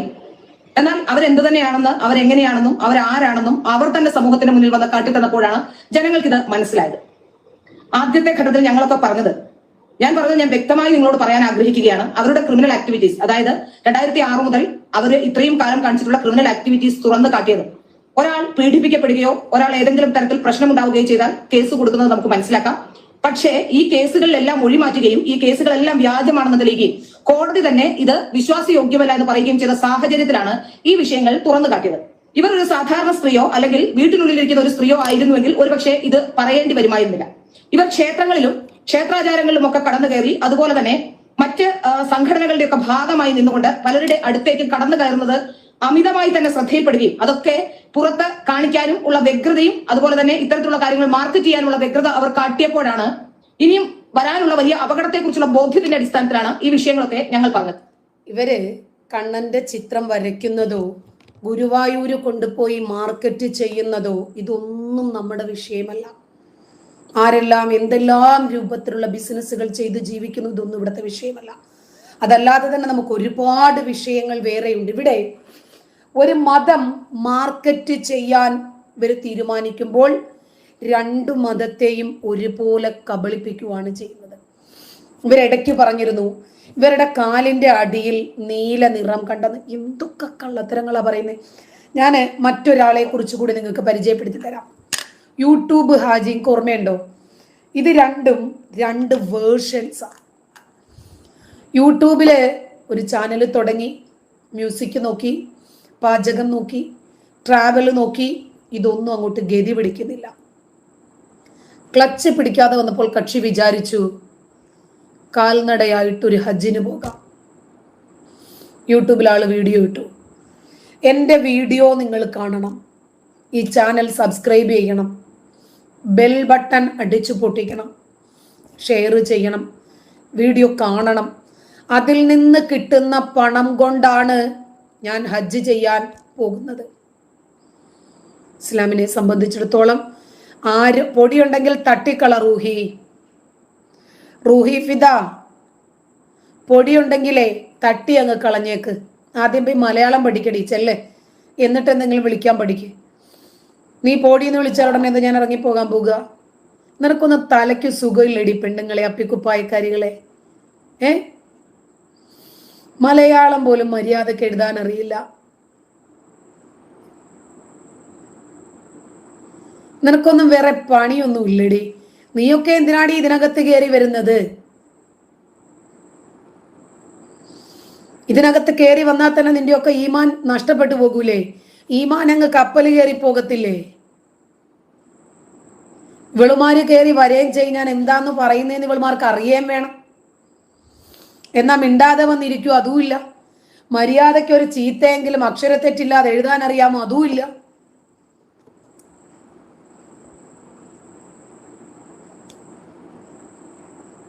കുറെ എണ്ണം കയറി അങ്ങ് വരും. അപ്പോൾ നിൽക്കട്ടെ, ഇദ്ദേഹം യൂട്യൂബിലൂടെ വീഡിയോ ഇട്ടിട്ട് കാൽനടയായിട്ട് ഹജ്ജിന് പോകാൻ തീരുമാനിച്ചു. വണ്ടിയിലും ഫ്ലൈറ്റിലും കാറിലും ഒക്കെയാണ് പോയത്. പോട്ടെ, ഇപ്പൊ അദ്ദേഹം അന്യ സംസ്ഥാനങ്ങളിൽ ചെന്ന് അവരെയൊക്കെ പറ്റിച്ച് ജീവിക്കുക, കോടിക്കണക്കിന് പണവും ഉണ്ടാക്കി. അപ്പൊ ഈ മതത്തിനകത്ത് നിന്നിട്ട് വഞ്ചിക്കുകയും കബളിപ്പിക്കുകയും ചെയ്താൽ സ്വാഭാവികമായിട്ടും നമ്മളത് തുറന്നു പറയും. ഞാൻ നോമ്പ് പിടിച്ചിട്ടാണ് ഗുരുവായൂർ പോയത്, ഞാൻ നമസ്കരിച്ചിട്ടാണ് ഗുരുവായൂർ പോയത്, ഞാൻ തട്ടമിട്ടിട്ടാണ് ഗുരുവായൂർ പോയത്, ഇതൊക്കെ പറയുമ്പോൾ അപ്പോൾ ഇവർ ഇസ്ലാം മതവിശ്വാസിയാണെന്ന് ഇവർ പറയുന്നുണ്ട്. ഈ വിശ്വാസത്തിൽ നിന്നിട്ട് ഇവർ കൃഷ്ണനാണ് എല്ലാം തരുന്നത്, എൻ്റെ വേദന മാറ്റാൻ, എൻ്റെ പ്രയാസം മാറ്റാൻ, എനിക്ക് സന്തോഷം തരാൻ, എനിക്ക് അന്നം തരാൻ, എൻ്റെ പ്രയാസങ്ങൾ അറിഞ്ഞെന്നെ സമാധാനിപ്പിക്കാൻ കണ്ണന് പറ്റും എന്നിവർ വിശ്വസിക്കുന്നു. പിന്നെ ഇവർക്ക് എങ്ങനെയാണ് ഈയാക്കന അബ്ദുവ ഈയാക്കന നസ്തഈൻ എന്ന് പറയാൻ പറ്റും? അല്ലാഹുവേ നിന്നെ മാത്രമേ ഞാൻ ആരാധിക്കൂ, നിന്നോട് മാത്രമേ ഞാൻ സഹായം തേടൂ എന്നിവർക്ക് എങ്ങനെ പറയാൻ പറ്റും? പറ്റില്ല. കാരണം ഒരു യഥാർത്ഥ ഇസ്ലാം മത വിശ്വാസിക്ക് ഇസ്ലാം അല്ലാത്ത ഒരു മതത്തെ അംഗീകരിക്കാൻ കഴിയില്ല. അള്ളാഹു അല്ലാത്ത ഒരു സൃഷ്ടാവിനെ സ്വീകരിക്കാനും കഴിയില്ല. അപ്പോ ഇവരുടെ കാപഠ്യമാണ്. ഇവരെ കർച്ചീഫും ചെരുപ്പും കൊടയും ഒക്കെ കൊണ്ടു നടന്ന് വിൽക്കുന്നത് പോലെ കൊണ്ടു നടന്ന് വിൽക്കേണ്ട കാര്യമില്ലല്ലോ കണ്ണന്റെ ചിത്രങ്ങള്. ഇവരൊരു സ്റ്റാൾ ഇട്ടിട്ട് മര്യാദയ്ക്ക് ഒരിടത്തിരിക്കാം, ഇവർക്കൊരു സ്റ്റാൾ ഇട്ടിട്ട് ഇവർക്ക് ഇരുന്ന് വിൽക്കാം, ഇവർക്ക് വീട്ടിലിരുന്ന് വിൽക്കാം, അതൊക്കെ അവരുടെ ചോയ്സാണ്, കുഴപ്പമില്ല. ഈ ഗുരുവായൂർ അമ്പലത്തിൽ ചെന്നിട്ട് സാധാരണഗതിയിൽ ഒരു ഹൈന്ദവ ഭക്തര് പോലും കാണിക്കാത്ത കോപ്രായങ്ങൾ കാണിച്ച് വീഡിയോ പിടിച്ച് ഇതെടുത്തിട്ട് ഇതൊരു വരുമാനമാക്കുന്നത് കൊണ്ടാണ് നമ്മളതിനെ വിമർശിക്കുന്നത്. കണ്ണന്റെ ചിത്രം വരച്ച് വിൽക്കുന്നതിനൊന്നും ഇവിടെ ആരും എതിർത്തിട്ടില്ല. ഓരോ മനുഷ്യനും അവനവന്റെ കഴിവുകളാണ് വിറ്റ് പൈസ ഉണ്ടാക്കുന്നത്, അതിനൊന്നും നമ്മൾ ആരും എതിരുമല്ല. ഇവർ ഇസ്ലാം മതത്തിൽ നിൽക്കുന്നു എന്ന് പറയുകയും ഇവരെ മറ്റൊരു മതത്തിന്റെ വിശ്വാസത്തെയും ആരാധനയെയും ഒക്കെ ഫോളോ ചെയ്യുകയും ചെയ്യുമ്പോൾ ഇത് കാപഠ്യമാണ് എന്ന് പറയേണ്ടി വരുന്നതാണ്. ഓക്കെ, സാധാരണഗതിയിൽ ഇത്തരത്തിലുള്ള നിരവധി സ്ത്രീകളെ നമുക്ക് കാണാം. ഇത്തരത്തിലുള്ള സ്ത്രീകൾ സമൂഹത്തിൽ വന്നിങ്ങനെ പടർന്നു കയറിയ ശേഷം പലരുമായി ബന്ധം സ്ഥാപിക്കുകയും ആ ബന്ധം സ്ഥാപിച്ച ശേഷം അവരെല്ലാം പീഡിപ്പിച്ചുവെന്നോ ഏതെങ്കിലും തരത്തിൽ മുതലെടുത്തോ എന്ന് പറഞ്ഞുകൊണ്ടൊക്കെ ഇത്തരത്തിൽ കേസുമായി വരികയും ചെയ്യുന്ന കാര്യങ്ങൾ നമ്മൾ കഴിഞ്ഞ കാലഘട്ടങ്ങളിലെല്ലാം കണ്ടതാണ്. സോളാർ പീഡന പരാതിക്കാരി അടക്കം വളരെ മാന്യമായി ജീവിച്ചുകൊണ്ടിരുന്ന ഉമ്മൻചാണ്ടി എന്ന രാഷ്ട്രീയ നേതാവിനെ അദ്ദേഹം മരിച്ചു കഴിഞ്ഞാണ് സത്യം പുറത്തു വന്നത് പോലും. അത്തരത്തിലുള്ള ആൾക്കാരെ മോശക്കാരാക്കി ചിത്രീകരിക്കാൻ ആദ്യം PC ജോർജ് അച്ഛന്റെ സ്ഥാനത്താണെന്നും ഉമ്മൻചാണ്ടി അച്ഛന്റെ സ്ഥാനത്താണെന്നും ഏറ്റവും കൂടുതൽ മാന്യനായ രാഷ്ട്രീയ പ്രവർത്തകനാണെന്നും ഒക്കെ പറഞ്ഞ ആൾക്കാർ പിന്നീട് തിരിഞ്ഞുകൊണ്ട് അവർ പീഡിപ്പിച്ചു എന്ന് പറയുന്ന കാര്യത്തിലേക്ക് കാര്യങ്ങൾ വന്നിരുന്നു. അതുകൊണ്ട് തന്നെയാണ് വരാൻ പോകുന്ന ഒരു അപകടം അവരുടെ ക്രിമിനൽ ആക്ടിവിറ്റീസ് തുറന്നു കാണിച്ചുകൊണ്ടാണ് അവരെ കുറിച്ച് ആദ്യത്തെ ലൈവ് ചെയ്തത്. അതിൽ അവരോട് എനിക്ക് വ്യക്തിപരമായ യാതൊരു വിധത്തിലുള്ള ദേഷ്യമോ വൈരാഗ്യമോ ഇന്നുമില്ല എന്ന് പറയുകയാണ്. പിന്നെ നിങ്ങളൊക്കെ പറയുന്നത് പോലെ, ചിലരൊക്കെ പറയുന്നത് പോലെ അസൂയമില്ല. അസൂയ എടുക്കേണ്ട ഒരാളല്ല അവരെന്ന് ഉത്തമ ബോധ്യം എനിക്കുണ്ട്. മാത്രമല്ല, എനിക്ക് എന്റെ കഴിവിലും എന്നിലും വിശ്വാസമുള്ളിടത്തോളം കാലം ഈ ലോകത്ത് ആരോടും എനിക്ക് അസൂയ തോന്നേണ്ട കാര്യമില്ല എന്നാണ് ഞാൻ മനസ്സിലാക്കാൻ സാധിക്കുന്നത്. ജനങ്ങൾക്കൊക്കെ പലതരത്തിലുള്ള കഴിവുകളുണ്ട്. എനിക്ക് പറ്റുന്ന കാര്യം മറ്റൊരാൾക്ക് പറ്റിയെന്നും മറ്റൊരാൾക്ക് പറ്റുന്ന കാര്യം എനിക്ക് പറ്റി എന്നും വരില്ല എന്ന ഉത്തമ ബോധ്യമുള്ളത് കൊണ്ട് തന്നെ അത്തരത്തിലുള്ള കുശുമ്പ് മുന്നായ്മ ഉണ്ടെന്നൊക്കെ പറഞ്ഞുകൊണ്ട് നമ്മൾ എന്തെങ്കിലും കാര്യം പറയുമ്പോൾ നമ്മളെ തരംതായിട്ട് കാണിക്കാനുള്ള ശ്രമം പലപ്പോഴും ഉണ്ടാകാറുണ്ട്. അത് മാത്രമല്ല, നമ്മൾ പറയുന്ന വിഷയത്തെ ലളിതവൽക്കരിക്കുകയും ലഘൂകരിക്കുകയും ചെയ്തിട്ട് അവരോടുള്ള അസൂയാണ്. അവരോട് അസൂയപ്പെടാനും വേണ്ടി എന്തിരിക്കുന്നു? അവർക്കറിയുന്ന ഒരു തൊഴിൽ ചെയ്യുന്നു, ജീവിക്കുന്നു. അതിൻ്റെ പേരിൽ അവർക്ക് പ്രശസ്തി ഉണ്ടാകുന്നു, പണം വരുന്നു, അവർക്ക് അംഗീകാരം കിട്ടുന്നു. പല മിടുക്കന്മാരും എത്താത്ത സദസ്സുകളിൽ വിഡ്ഢികൾ പാഞ്ഞു കയറുമെന്ന് പറയാറില്ലേ? അതുകൊണ്ട് പല ഹിന്ദുക്കൾക്കും എത്തപ്പെടാൻ പറ്റാത്ത മേഖലകളിൽ ഈ ലേഡി എത്തപ്പെടുന്നു. അവരുടെ കഴിവിനെയാണ് അവർ വിൽക്കുന്നത്. അതിൽ നിന്നാണ് അവർ ചോറ് തിന്നുന്നത്. അതുകൊണ്ട് അവരതിനെ അന്നമാണെന്ന് പറയുന്നു. ഒരു പലചരക്ക് കട നടത്തുന്നവന് ആ പലചരക്ക് കട അന്നമാണ്. ടയറ് കട നടത്തുന്നവർക്ക് അത് അന്നമാണ്. യൂസ്ഡ് കാർ വിൽക്കുന്നവർക്ക് അത് അന്നമാണ്. വസ്ത്രവ്യാപാരം നടത്തുന്നവർക്ക് അത് അന്നമാണ്. അന്നം മാത്രമാണ്. ഈശ്വരനല്ല, സൃഷ്ടാവല്ല. ആരും ടെക്സ്റ്റൈൽസിന്റെ മുമ്പിൽ പോയി നിന്നിട്ട് നീയാണ് എനിക്ക് അന്നം തരുന്നതേ, ടെക്സ്റ്റൈൽസേ എന്ന് ആരും വിളിക്കാറില്ല. അപ്പോ ഭക്തി നല്ലതാ. ഇപ്പൊ ഇവര് തന്നെ പിന്നീട് തിരുത്തി പറഞ്ഞു, ഭക്തി മനസ്സിൽ മതിയല്ലോ, 2 ദിവസം മാത്രം എനിക്ക് അവിടെ പോകാനുള്ള പെർമിഷൻ നൽകണമെന്ന് പറഞ്ഞു. ആ 2 ദിവസത്തെ ഭക്തി അവിടെ ചെന്ന് തന്നെ പ്രകടിപ്പിക്കണമെന്നുണ്ടോ? ചോദിച്ചു പോകുന്നതാണ്. ഇവരോട് ആർക്കും ഒരു അസൂയയുമില്ല. അവർക്കറിയുന്ന ഒരു തൊഴിൽ ചെയ്ത് ജീവിച്ചോട്ടെ. ഇവരുടെ പ്രഹസനവും കാപഠ്യവും സമ്പത്തുണ്ടാക്കാനുള്ള അതിമോഹവും കാരണമാണ് ഇത് നമുക്ക് വെളിച്ചത്ത് കൊണ്ടുവരേണ്ടി വരുന്നത്. അതെ ദീപു, അന്നം തന്നെ ഉന്നം. ഓക്കെ, ഇപ്പൊ ഏതായാലും ഞാൻ കഴിഞ്ഞ ദിവസം ചെയ്ത ലൈവ് ഏതാണ്ട് വിവിധ പ്ലാറ്റ്ഫോമുകൾ, എന്റെ സോഷ്യൽ മീഡിയ പ്ലാറ്റ്ഫോം ഫേസ്ബുക്കിൽ തന്നെ ഏതാണ്ട് 2 ലക്ഷത്തിലേറെ കണ്ടു കഴിഞ്ഞു. വിവിധ മറ്റ് ചില ചാനലുകളും ഒക്കെ ആ വീഡിയോ എടുത്തു. ഏതാണ്ട് 4-5 ലക്ഷം പേര്, ഞാൻ കണ്ടത് വെച്ചാണെങ്കിൽ 5 ലക്ഷം പേര് ഈ വീഡിയോ കാണുകയും അതിൽ ഏതാണ്ട് ഒരു അങ്ങേയറ്റം പോയാൽ 10 കമന്റ് മാത്രമാണ് എനിക്കെതിരായി ഇപ്പോൾ വന്നുകൊണ്ടിരുന്നത്. ബാക്കിയുള്ളവരൊക്കെ യഥാർത്ഥത്തിൽ ഈ വിഷയം സത്യമാണെന്നും കൃത്യമാണെന്നും അവർക്ക് അംഗീകരിക്കേണ്ടി വന്നു എന്നുള്ളത് വലിയ സന്തോഷമുള്ള കാര്യമാണ്. അതിനെല്ലാവരെയും ഞാൻ പറഞ്ഞ കാര്യങ്ങളെ അംഗീകരിക്കുകയും അത് മനസ്സിലാക്കുകയും ചെയ്ത എല്ലാവരെയും ഞാൻ ഈ സമയത്ത് വലിയ രീതിയിൽ അഭിനന്ദിക്കുകയാണ്. കാരണം സത്യം പുറത്തു വരുത്താനുള്ള ഞങ്ങളുടെ ശ്രമങ്ങൾക്ക് നിങ്ങളാണ് വലിയ രീതിയിലുള്ള ഒരു കൂട്ടായ്മ അത് തന്നത് എന്നുള്ളതാണ് പറയാനുള്ളത്. ഇന്നലെയും ഇതെല്ലാം കഴിഞ്ഞു, ഇത്രയും പ്രശ്നങ്ങൾ ഉണ്ടായി. ഇന്നലെ ഈ വിഷയവുമായി ബന്ധപ്പെട്ട വലിയ രീതിയിലുള്ള സംഭവങ്ങൾ കഴിഞ്ഞു. അതിനുശേഷം പലരും പറയുന്നുണ്ട് ഇത് മാർക്കറ്റിംഗ് ആണ്. നിങ്ങൾ മാർക്കറ്റിംഗ് തന്ത്രമാണെന്ന് മാത്രം ചിന്തിക്കാൻ എനിക്ക് കഴിയില്ല. കാരണം ഞാൻ നിങ്ങളോട് പറഞ്ഞല്ലോ, ആദ്യത്തെ ലൈവ് ഇട്ട് കഴിഞ്ഞ ശേഷം ഇവർക്ക് വേണ്ടി എന്നോട് സംസാരിക്കാൻ വന്നവരുടെ ബാക്ക്ഗ്രൗണ്ട് അടക്കമുള്ള കാര്യങ്ങളെ കുറിച്ച് അന്വേഷിക്കണമെന്ന് ആവശ്യപ്പെട്ട കേന്ദ്ര ഏജൻസിക്ക് ഞാൻ ഓൾറെഡി കഴിഞ്ഞ 25-ന് മുമ്പ് തന്നെ കേന്ദ്ര ഏജൻസിക്ക് ഒരു പരാതി നൽകിയിട്ടുണ്ട്. കാരണം ഇവരുടെ പിറകിൽ വലിയൊരു അജണ്ടയുണ്ട്, വലിയ ഒരു കൂട്ടമുണ്ട് എന്ന് തന്നെയാണ് ഞാൻ വിശ്വസിക്കുന്നത്. അതിനുള്ള ചില തെളിവുകൾ എനിക്ക് ലഭ്യമായിട്ടുണ്ട്. അവർക്ക് വേണ്ടി എന്നോട് സംസാരിക്കാൻ വന്ന ചില ആൾക്കാർ വ്യാജ ഐഡിയിൽ നിന്നാണ് ആദ്യം വന്നത്. പക്ഷേ വ്യാജ ഐഡിയിൽ നിന്ന് വരുമ്പോൾ നിങ്ങളുടെ ഐഡന്റിറ്റി പറയാതെ ഞാൻ സംസാരിക്കുകയില്ല എന്ന നിലപാടെടുത്തതുകൊണ്ട് അവരവരുടെ ഫോൺ നമ്പറും അവരുടെ ഐഡന്റിറ്റിയും അടക്കം വെളിപ്പെടുത്തുന്ന സാഹചര്യം ഉണ്ടായി. അത് ആരാണെന്ന് ഞാൻ കോഴിക്കോട് അന്വേഷിക്കുകയും ആള് ആരാണെന്ന് മനസ്സിലാക്കുകയും ചെയ്തിട്ടുണ്ട്. അതുമായി ബന്ധപ്പെട്ട ചില സംശയങ്ങൾ നിലനിൽക്കുന്നത് കൊണ്ട് തന്നെയാണ് ഞാൻ കേന്ദ്ര ഏജൻസിക്ക് കഴിഞ്ഞ 25-ാം തീയതി തന്നെ പരാതി നൽകിയിട്ടുള്ളത്. അതുമാത്രമല്ല, മറ്റൊരു കാര്യം കൂടി പറയാനുണ്ട്. ഈ വിഷയത്തിൽ സർക്കാരും അതുപോലെ തന്നെ ഗുരുവായൂർ ദേവസ്വവും എടുത്തത് വളരെ മോശമായ ഒരു നിലപാടാണെന്ന് പറയേണ്ടിയിരിക്കുന്നു. ഇപ്പോഴാണല്ലോ BJPയുടെ ഹരി ഇപ്പോൾ ഒരു പരാതിയുമായി മുന്നോട്ട് വന്നത്. പക്ഷേ 23-24 ദിവസങ്ങളിൽ, അതായത് എനിക്ക് ഇവരുടെ സ്വഭാവവും ഇവരുടെ ഒരു മുൻകാല രീതികളും ഇവരുടെ കൃത്യമായ കാര്യങ്ങളും ഒക്കെ കിട്ടിയതുകൊണ്ട് ഇവർ ഏതെങ്കിലും തരത്തിലുള്ള ഒരു ക്രിമിനൽ ആക്ടിവിറ്റി നടത്താനുള്ള സാധ്യത ഗുരുവായൂർ ക്ഷേത്രത്തിൽ ഉണ്ടാകും എന്ന ഒരു തിരിച്ചറിവ്, ഒരു ബോധം എനിക്കുണ്ടായതിനെ തുടർന്ന് കഴിഞ്ഞ 23, 24, 25 തീയതികളിൽ കേരള പോലീസിന്റെ DGPക്കും അതുപോലെ തന്നെ ഗുരുവായൂരിലെ അഡ്മിനിസ്ട്രേറ്റർക്കും അടക്കം ഞാൻ പരാതി നൽകിയിരുന്നു. ഈ സ്ത്രീ ഉറപ്പായും അവിടെ വന്ന് പ്രശ്നം ഉണ്ടാക്കാനുള്ള സാധ്യതകളുണ്ട്. അത് ഹൈന്ദവ സംഘടനകളുടെ തലയിലും ഞങ്ങളെ പോലുള്ള ചിലരുടെ തലയിലും ഒക്കെ വെക്കാനുള്ള ഒരു സാഹചര്യം പോലും ഉണ്ടാകും. ഞാൻ അവിടെ ഇല്ല കേട്ടോ, ഞാൻ കേരളത്തിലേ ഇല്ല. പക്ഷേ അത്തരത്തിലുള്ള ശ്രമങ്ങൾ ഉണ്ടാവുകയും അത് മുതലെടുക്കാൻ ശ്രമിക്കുകയും ചെയ്യും എന്ന ഒരു ധാരണയുടെ മുൻപ് ആ ഒരു ധാരണ എനിക്ക് ഉണ്ടായതിനെ തുടർന്ന് ഞാൻ പരാതി നൽകിയിട്ടുണ്ട്. ആ പരാതി DGPക്ക് നൽകിയ പരാതി DGP തൃശൂർ കമ്മീഷണർക്ക് കൈമാറിയിട്ടുണ്ട്. അതുമായി ബന്ധപ്പെട്ട രേഖകൾ ഞാൻ പിന്നെ അത് പോലീസുമായി ബന്ധപ്പെട്ട ഒഫീഷ്യൽ രേഖയായ ഡോക്യുമെന്റ് ആയതുകൊണ്ട് ഞാനത് പുറത്തുവിടാതിരുന്നതാണ്. ഇപ്പോഴും പുറത്തുവിടുന്നില്ല, ഇത്രയും കാണിക്കുന്നേ ഉള്ളൂ. ഈ രേഖകൾ അടക്കം ഞാൻ പോലീസിന് നേരത്തെ തന്നെ പരാതി നൽകിയിട്ടുണ്ട്. DGPക്ക് പരാതി നൽകിയിട്ടുണ്ട്. DGP കമ്മീഷണർക്ക് കൈമാറിയിട്ടുണ്ടെന്നാണ് മനസ്സിലാക്കാൻ സാധിക്കുന്നത്. ഗുരുവായൂർ ദേവസ്വത്തിന് അഡ്മിനിസ്ട്രേറ്റർക്ക് ഇതുമായി സംബന്ധിച്ച് ഒരു പരാതി നൽകിയിരുന്നു. അതുകൂടാതെ ഇവർ ഒരു കൂട്ടം ആൾക്കാരെയും കൊണ്ടാണ് വെറൈറ്റി മീഡിയ എന്ന് പറയുന്ന ഒരു മീഡിയ എന്ന് പറയുന്ന ഒരു എന്റർടൈൻമെന്റ് ചെയ്യുന്ന ആൾക്കാരാണെന്ന് തോന്നുന്നു. അത്തരം ഒരു ചാനലുകാരെയും കൊണ്ടാണ് അവിടേക്ക് വന്നത്. ആ ചാനലിൽ ഈ വാർത്ത ഇവരവിടെ വന്ന് പ്രശ്നം ഉണ്ടാക്കുന്നത് കാണുമ്പോൾ തന്നെ ഞാൻ ഗുരുവായൂർ ടെമ്പിൾ പോലീസ് സ്റ്റേഷനിലേക്ക് വിളിക്കുകയും അവിടെ ഇത്തരത്തിലുള്ള പ്രശ്നം നടക്കുന്നുണ്ട് എന്ന് അവരെ ഇൻഫോം ചെയ്യുകയും ചെയ്തിട്ടുള്ളതാണ്. പോലീസിൽ ഇൻഫോം ചെയ്യുകയും ചെയ്തിട്ടുണ്ട്. ഇത് കൃത്യമായ കാര്യമാണ്. അതുകൊണ്ട് എനിക്ക് മനസ്സിലാക്കാൻ സാധിക്കുന്നത് ഇതിൽ കൃത്യമായ അലംഭാവം ഉണ്ടായിട്ടുണ്ട് എന്നുള്ളത് തന്നെയാണ്. പോലീസിൽ വിളിക്കുമ്പോൾ പോലീസ് പറയുന്നത് അവരെ വിളിക്കുന്നുണ്ട്, പക്ഷെ അവർ ഫോൺ എടുക്കുന്നില്ല എന്നാണ്. എന്നു മുതലാണ് കേരളത്തിലെ പോലീസ് ഫോൺ വഴിയുള്ള ഇടപാടുകൾ നടത്തി തുടങ്ങിയത് എന്ന് എനിക്കറിയില്ല. ഫോൺ വിളിച്ചാൽ എടുക്കുകയും ഫോൺ വിളിക്കുന്നവരെ മാത്രം ട്രേസ് ചെയ്യുകയും ഫോൺ വിളിച്ചാൽ മാത്രമേ അത്തരത്തിലുള്ള കാര്യങ്ങൾക്ക് നീക്കുപോക്ക് ഉണ്ടാക്കുകയും ചെയ്യുള്ളൂ എന്ന രീതിയിലേക്ക് കേരള പോലീസ് എന്നാണ് പോയത് എന്ന് എനിക്ക് മനസ്സിലാവുന്നില്ല. ഇനി ഇന്നലത്തെ കാര്യം നോക്കിയാൽ, ഇന്നലെ നമ്മൾ ലൈവ് ഇട്ട് വിവരങ്ങൾ പുറത്തു പറഞ്ഞ ശേഷം അവർ ഒരു വീഡിയോ ചെയ്തിട്ടുണ്ട്. ആ വീഡിയോയിൽ അവർ വളരെ കൃത്യമായി, ഇവരുടെ പിന്നിൽ ആരുമില്ല എന്ന് വിശ്വസിക്കാൻ എനിക്ക് കഴിയില്ല. ഇതിന് കാരണം ആ വീഡിയോയിൽ ആരോപണ വിധേയമായ കാര്യങ്ങളൊന്നും തന്നെ അവർ പറയുന്നില്ല.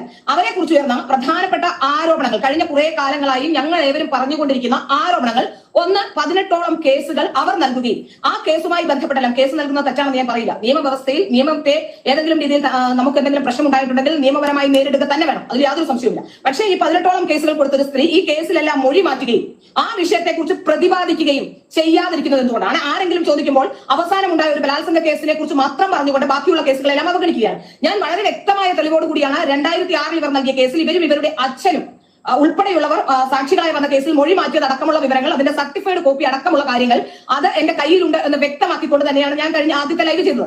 പക്ഷേ കേരളത്തിലെ മാധ്യമ പ്രവർത്തകരും അവരുടെ ഇന്റർവ്യൂ എടുക്കുന്ന 1-2 ചാനലുകളാണ് അവരുടെ ഇന്റർവ്യൂ എടുത്തു കണ്ടത്. പക്ഷെ അവരുടെ ഇന്റർവ്യൂ എടുക്കുന്ന മാധ്യമ പ്രവർത്തകർ ആരും തന്നെ ആ വിഷയത്തിൽ ഒരു ചോദ്യം അവരോട് ചോദിക്കുന്നതായി കണ്ടില്ല. പകരം അവർ പറയുന്ന കാര്യങ്ങൾ വെച്ചുകൊണ്ട് അവരെ വൈറ്റ് വാഷ് ചെയ്യുന്നതാണ് കണ്ടുകൊണ്ടിരുന്നത്. അതുകൊണ്ട് തന്നെയാണ് ഇത് സത്യം എന്തായാലും പുറത്തു വരും എന്നുള്ളത് നമുക്ക് ബോധ്യമായതിന്റെ അടിസ്ഥാനത്തിൽ തന്നെയാണ് ഞാൻ വെയിറ്റ് ചെയ്തത്. സത്യത്തിൽ ഈ വിഷയം ഞാൻ അവിടെ അവസാനിപ്പിച്ചു പോയതാണ്. ആദ്യത്തെ ലൈവോടുകൂടി മനസ്സിലാകുന്നവർക്ക് മനസ്സിലാകട്ടെ, അല്ലെങ്കിൽ വരുമ്പോൾ ആർക്കാണ് പണി കിട്ടുന്നത് എന്ന് വെച്ചാൽ കിട്ടിക്കോട്ടെ എന്ന് വിചാരിച്ചിരുന്നതാണ്. രണ്ടാമത് വരേണ്ടി വന്ന സാഹചര്യം ഉണ്ടായത് അവർ ക്ഷേത്രനടയിൽ അവർ നേരത്തെ തന്നെ കേക്ക് മുറിച്ചതാണ്. ഇതെല്ലാം ഞങ്ങൾ കണ്ടതാണ്. ഇതൊക്കെ പറയുമ്പോൾ ചിലരെങ്കിലും ഞങ്ങളെ മോശക്കാരാക്കി ചിത്രീകരിക്കാനുള്ള ശ്രമം നടത്തിയത് കൊണ്ടാണ്. എന്നെ മോശക്കാരിയാക്കി ചിത്രീകരിക്കായിരുന്നല്ല. എന്നോട് പലരും വിളിച്ചു ചോദിച്ചത്, നിനക്ക് ഇത്രയും ഇങ്ങനത്തെ കാര്യങ്ങളൊക്കെ എന്തിനാണ് നീ ശ്രദ്ധിക്കുന്നത്, നിന്റെ നിലവാരത്തിനനുസരിച്ചുള്ള കാര്യങ്ങൾ ചെയ്താൽ പോരെ എന്നാണ്. അപ്പോ ഞാൻ പറഞ്ഞു, ഇത് ഞാൻ ഇടപെടുന്നത് ചില കാരണങ്ങൾ കൊണ്ടാണ്, ഇതിന് ചില മാനങ്ങൾ ഉണ്ടായത് എനിക്ക് ബോധ്യം വന്നതിന്റെ അടിസ്ഥാനത്തിലാണെന്ന് ഞാൻ പറയുകയും പിന്നീട് ഞാനത് സംസാരിക്കേണ്ടെന്ന് വിചാരിച്ചു പോവുകയുമായിരുന്നു. എന്നാൽ ക്ഷേത്രനടയിൽ അവർ കാണിച്ചു കൂട്ടിയ പേക്കൂത്തുകൾ കണ്ടുകൊണ്ട് ഒരു ഭക്ത എന്ന രീതിയിൽ, ഗുരുവായൂരപ്പനെ ഏറ്റവും കൂടുതൽ ഇഷ്ടപ്പെടുന്ന ഒരു ഭക്ത എന്ന രീതിയിൽ എനിക്ക് നോക്കിയിരിക്കാൻ കഴിയുന്നില്ല. ഇന്നല്ലെങ്കിൽ നാളെ ആ ക്ഷേത്രത്തിന് പോലും അപകടം സംഭവിക്കുന്ന രീതിയിലേക്ക് കാര്യങ്ങൾ മാറി മറിയുന്നുണ്ട് എന്ന തോന്നലിന്റെ അടിസ്ഥാനത്തിൽ തന്നെയാണ് രണ്ടാമതും രംഗത്ത് വരാൻ ഞാൻ തുടങ്ങിയത്. ഇന്നിപ്പോൾ സത്യത്തിൽ ഇന്നലെയും അത് അവസാനിപ്പിക്കണം എന്ന് വിചാരിച്ചതാണ്. എനിക്ക് ചിലർ പറയുന്നുണ്ട് ഇത് യൂട്യൂബിൽ റീച്ച് കൂട്ടാൻ വേണ്ടിയാണ്. നല്ല കേട്ടോ, യൂട്യൂബിലോ ഫേസ്ബുക്കിലോ ഒന്നും റീച്ച് കൂട്ടാനല്ല.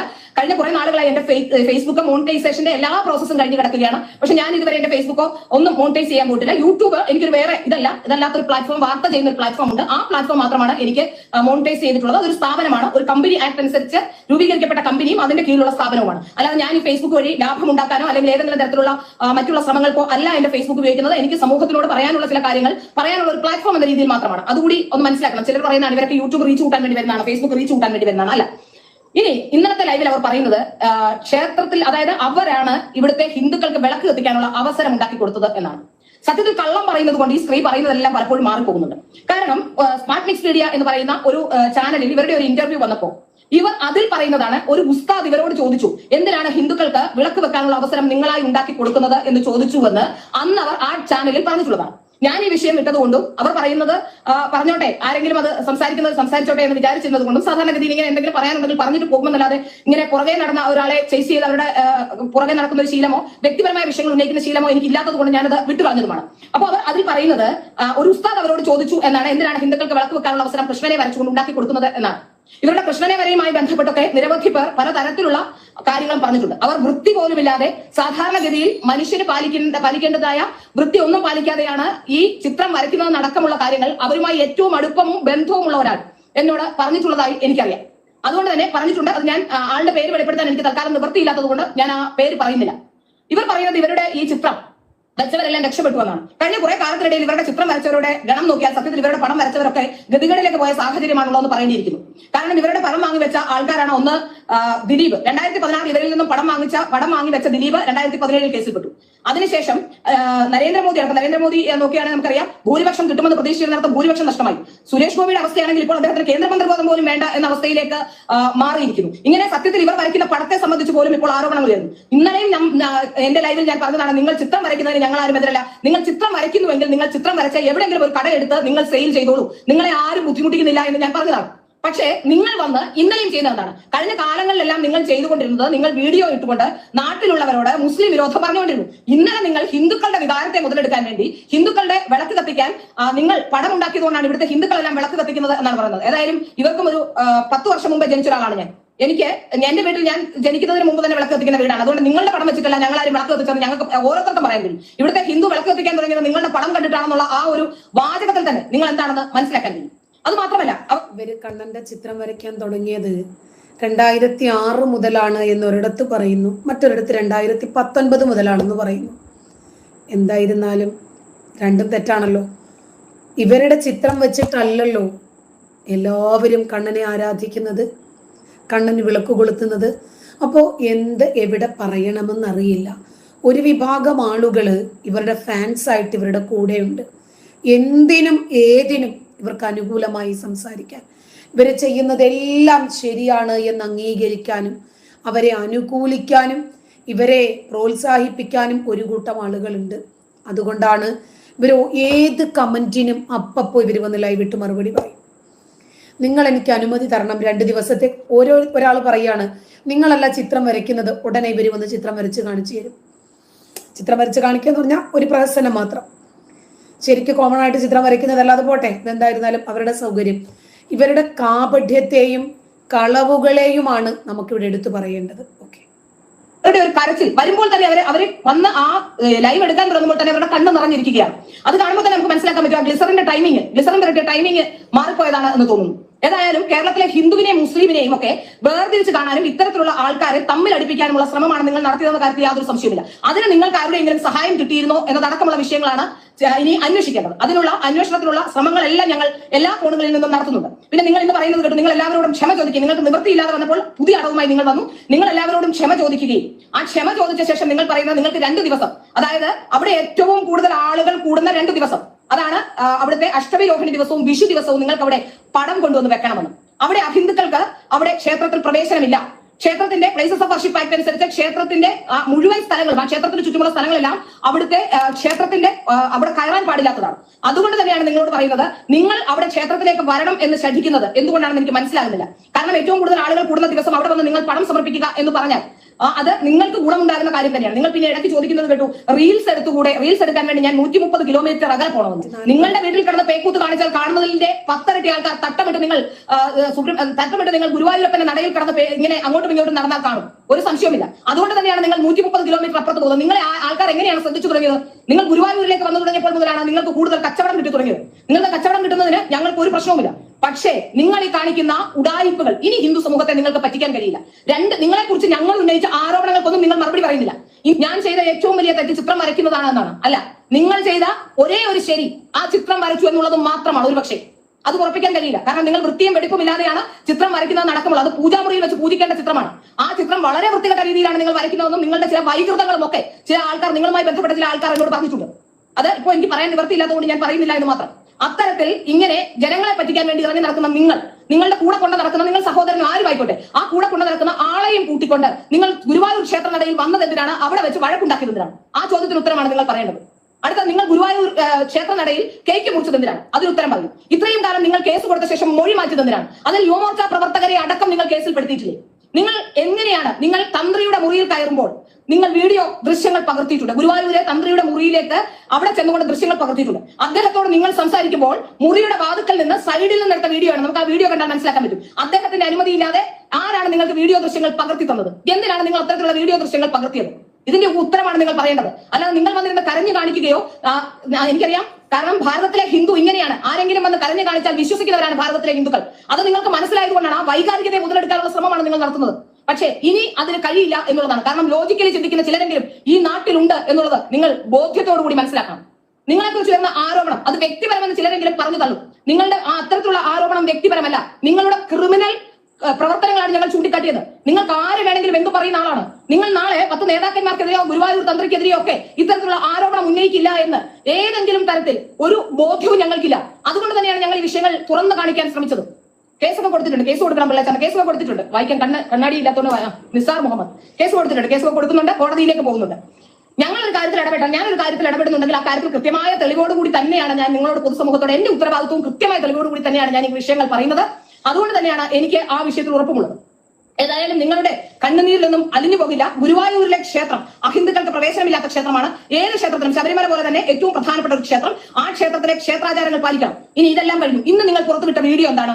ഗുരുവായൂരിലെ ക്ഷേത്ര നടയുടെ, അതായത് ശ്രീകോവിലേക്ക് നിങ്ങളുടെ വിഗ്രഹം എടുത്തുകൊണ്ട് പോകുന്ന, നിങ്ങൾ വരച്ചു വെച്ച ചിത്രം എടുത്തുകൊണ്ട് പോകുന്ന ആ ദൃശ്യങ്ങൾ നിങ്ങൾ പുറത്തുവിട്ടില്ലേ? ആ ദൃശ്യങ്ങൾ അത്രയും ആർക്കെങ്കിലും അത്തരത്തിലുള്ള ദൃശ്യം പുറത്തുവിടും. ഞങ്ങളാരും ശ്രീകോവിലിന്റെ നടയിലേക്ക് നേരെ നിന്നുകൊണ്ട് ശ്രീകോവിലിന്റെ പടം എടുക്കില്ല. നിങ്ങളത് വീണ്ടും നിങ്ങളുടെ ചിത്രം കൊണ്ടുപോകുന്നു. അതായത് ഹിന്ദു സമൂഹത്തെ നിങ്ങൾ വെല്ലുവിളിക്കുകയാണ്. നിങ്ങൾ ഇത്രയും ഒക്കെ പ്രശ്നം ഉണ്ടാക്കിയിട്ടും നിങ്ങൾക്ക് നിങ്ങളുടെ ആ നടയിലേക്ക് കൊണ്ടുവന്ന് ആ ചിത്രം വെക്കാനും ആ ചിത്രം അതിനുശേഷം ആ ചിത്രങ്ങൾ കൊണ്ടുപോകുമ്പോൾ അത്രയും വീഡിയോ എടുത്ത് പ്രദർശിപ്പിക്കുകയും ചെയ്യുകയാണ്. നിങ്ങൾ വീണ്ടും വീണ്ടും ഞങ്ങളെ പ്രകോപിപ്പിച്ചുകൊണ്ടിരിക്കുകയാണ്. യഥാർത്ഥത്തിൽ ഞങ്ങൾ ജസ്റ്റിനെ തെറ്റിദ്ധരിക്കപ്പെടുന്നു. ആർക്കാണ് ഇത്ര വിഷമമുള്ളത്? തെറ്റിദ്ധാരണയില്ലാത്തവർ, എനിക്കൊരു തെറ്റിദ്ധാരണയുമില്ല. ഇതിൽ കൃത്യമായ തെളിവുള്ളതുകൊണ്ടാണ് ഞാൻ പറയുന്നത്. ജസ്റ്റിനേക്ക് അങ്ങനെ ഒരു ആരോപണം ഉണ്ടെങ്കിൽ തീർച്ചയായും അവർക്ക് കോടതിയെ സമീപിക്കാം. എനിക്കെതിരെ കോടതിയിലേക്ക് പോകും, പോലീസിലേക്ക് പോകും. ഞാൻ പറഞ്ഞല്ലോ, ഞാൻ പറയുന്നത് കൃത്യമായ കാര്യങ്ങളുള്ളത് കൊണ്ട് തന്നെയാണ് ഞാനത് പറയുന്നത്. കുറച്ച് വ്യാജ ഐഡികളുണ്ട്, ചില വ്യാജ ഐഡികൾ, ആ വ്യാജ ഐഡികൾ അടക്കമുള്ളവയാണ് ഞാൻ പരാതി നൽകാൻ ഉദ്ദേശിക്കുന്നത്. കാരണം ഈ വ്യാജ ഐഡികൾ ഇവരെ പ്രൊമോട്ട് ചെയ്യാനും വൈറ്റ് വാഷ് ചെയ്യാനും ശ്രമിക്കുന്നത്. ഇവരുടെ ഉദ്ദേശം എന്താണ്?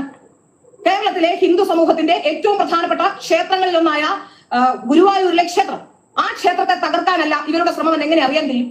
ഇവർ ആരെ വിളിച്ചുകൊണ്ടാണ് വന്നത്? ആരെ വിളിച്ചുകൊണ്ടാണ് ഇവർ വന്നത്? ഈ ക്ഷേത്രത്തിലെത്തിയ ഇവരുടെ സഹോദരൻ ഇവർ അവകാശപ്പെടുന്ന, ഇവരുമായി യാതൊരു ബന്ധവുമില്ല എന്നാണ് ഇയാളുടെ നാട്ടിലടക്കമുള്ളവർ പറയുന്നത്. ഇവരുമായി ഒരു ബന്ധമില്ല, അത് അവരുടെ വ്യക്തിപരമായ വിഷയം. അവർ ബന്ധമുണ്ട് എന്ന് പറഞ്ഞു കഴിഞ്ഞാൽ നമുക്കൊന്നും പറയാനില്ല. ബന്ധമുണ്ടെങ്കിൽ ബന്ധമുണ്ട്. പക്ഷെ ഈ ഒരു ബോഡി ഗാർഡിനെ കൊണ്ട് അവിടെ വന്ന് മറ്റൊരു പ്രധാനപ്പെട്ട ആരോപണം വരുന്നത്, ഈ അവിടെ വന്ന് അവർ വഴക്കുണ്ടാക്കിയ സ്ത്രീ, ആ സ്ത്രീ ചിലരിടുന്നുണ്ട്, ആ സ്ത്രീ സംഘപരിവാർ പ്രസ്ഥാനങ്ങൾക്ക് നരേന്ദ്രമോദിക്കുമെതിരെയൊക്കെ പറഞ്ഞിട്ടുള്ള ആളാണെന്ന്. രാഷ്ട്രീയം വേറെ, ഹിന്ദുവിന്റെ ആചാരങ്ങളും അനുഷ്ഠാനങ്ങളും ഹിന്ദു ക്ഷേത്രത്തിലേക്ക് എത്തുമ്പോൾ അത് എല്ലാ കമ്മ്യൂണിസ്റ്റുകാരനും എല്ലാ കോൺഗ്രസ്സുകാരനും എല്ലാ ഹിന്ദുവിനും അവകാശപ്പെട്ടതാണ് ക്ഷേത്രങ്ങൾ. അതുകൊണ്ട് അത് പറഞ്ഞിട്ടൊന്നും ഞങ്ങളെ പിന്തിരിപ്പിക്കാമെന്ന് നോക്കണ്ട. ചില സംഘിനികൾ ഈ ഇവർക്ക് വേണ്ടി വാദിച്ചത്, മറ്റേ സ്ത്രീയുടെ പേര് പറഞ്ഞിട്ട് അവർക്ക് വേണ്ടി വാദിച്ചതാണെന്നല്ല. ഞങ്ങൾ ഇത് അവർക്ക് വേണ്ടി വാദിച്ചതല്ല. ഗുരുവായൂരപ്പൻ അവിടെ ഒരു നിമിത്തം ഉണ്ടാക്കി തന്നു എന്ന് വിശ്വസിക്കാനാണ് എനിക്കിഷ്ടം.